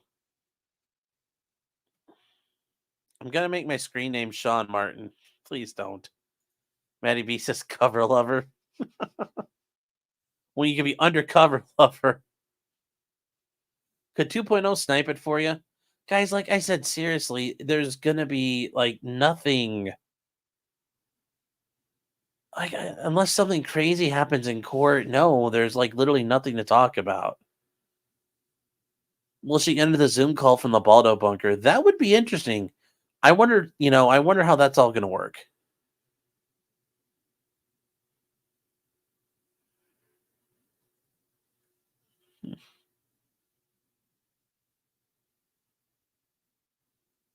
Charlie says, you mean Tug? No, a lot of people were still beating the Johnny Depp horse to death. And it's just like, jeez.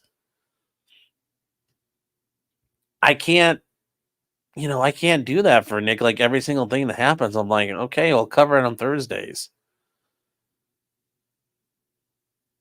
Because, I mean, like, I feel like doing that, I was like, okay, I read this. I'm tired of it already. But, yeah, you guys threw into the goal. I'll do it. But it's like,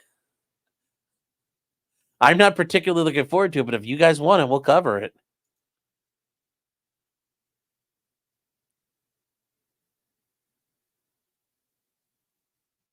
Little Pill is saying the transcript skybars were pretty funny. I'm sure they were.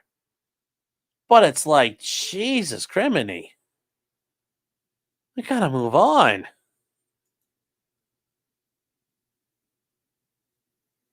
She calls in for the murder shower. That would be hilarious. Will her lawyer show up? I don't know. I don't know if he'll show up or he'll do a video appearance. I'm not sure. Meme says you'd have to be unhinged to talk about Nick every time a new doc came out. Okay, well, just between us friends. Yeah. Yeah. Yes, there are people truly getting pegged by the state right now. Like a guy in Indiana named Richard Allen, who's truly getting fucked.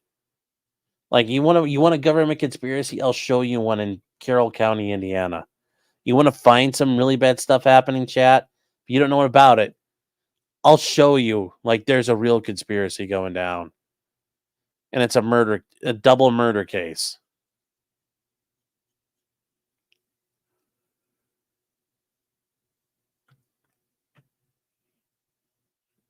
Nick will scream objection in the background.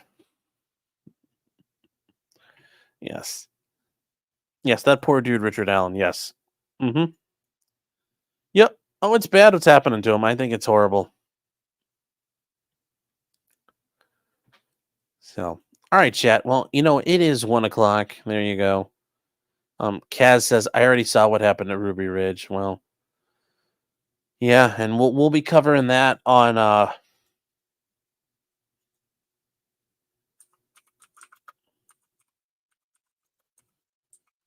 we'll be probably covering that on Friday or on Thursday. Because the standoff started a week ago. Standoff started a week ago today. That's when Sammy Weaver got murdered by the Marshal Service. For their illegal their trespassing when they killed his dog. Then Sammy Weaver grabbed his rifle and fucking raised it at the camouflaged man who killed his dog, and he started banging back. And then they killed him. And then Kevin Harris with his rifle shot back and killed one of the marshals. And that kicked off the whole Ruby Ridge standoff. And we'll cover that on Thursday because that's something to think about. Something to think about. It's 1992. 32 years ago.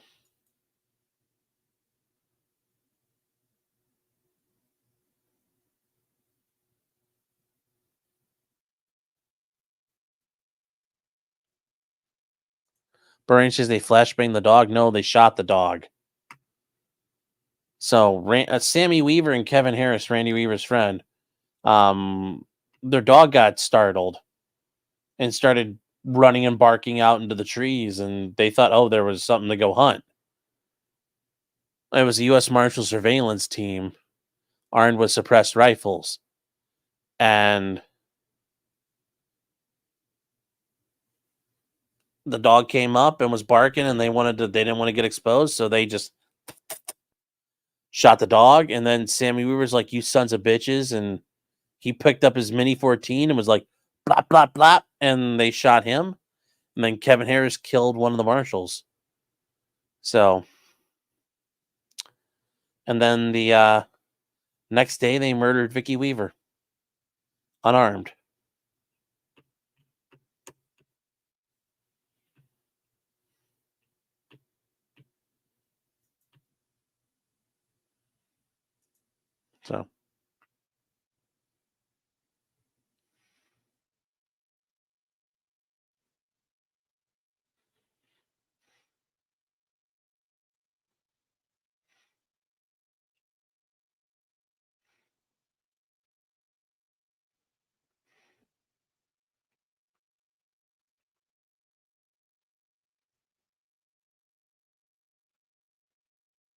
So yeah, they're poor dog striker.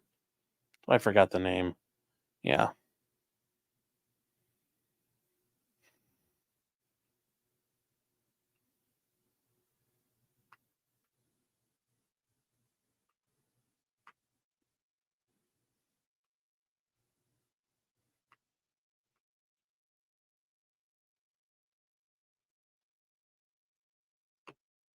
So rough thing to talk about there. The poll results. Yes, what are our poll results tonight, chat? Let's see. What are the poll results? The poll results are Nick's fate. Is he going to plea or trial? 370 votes here. 60% of you say plea. I think that number should be a lot higher. He's not going to trial. He would be crazy to do it. He'd be crazy to do it. Bernie dropped a new video. Interesting. I'll have to look at that. And Joseph Bedford says, but the state rubbed cocaine in Nick's daughter's hair, so that's probably worse than Ruby Ridge. I know. Yes. And then speaking of killing dogs, the Turtle Boy juror interview has been dropped. Yeah, Turtle Boy got to interview one of the Karen Reed jurors, which I'd take a look at that. All right, chat. So yeah, it's getting late. Got stuff to do tomorrow. The vote was rigged. Audit the vote. No, there's no auditing. I'll drop in ballots tonight at 3 a.m. Don't you worry about that. It'll be fortified like none other. Just watch.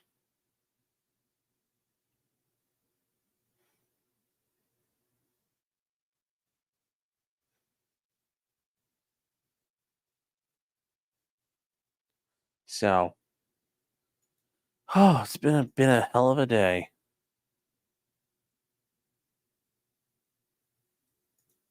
Also, she got sued and Bev did her thing. Yes. Might want to have a Karen Reed stream this week. Yeah, we might do that tomorrow, Chad, is covering all the Karen Reed stuff. Because the lawsuit is interesting. I did read a little bit of it, but we need to get through the whole thing before we talk about it. Let me see here. And you guys, if the April thing is worth watching, we'll watch it on Thursday as a little bit of fill for the Thursday show. Rod Breton saying the sun's getting real low, big guy. Yes, it is, chat. So, guys, thank you for all sticking around. I thought we were only going to be doing this for like an hour or so, but yeah, here we are, 3.5, almost 4 hours in. So, thank you all to everybody here, and I will talk to you guys tomorrow. And like I said, we'll be doing Karen Reed, and we'll be getting ready through all of that. Yeah, so remember, just because April was in the Coke house does not mean she was guilty. Good night, chat. God. Oh, no. What have I done?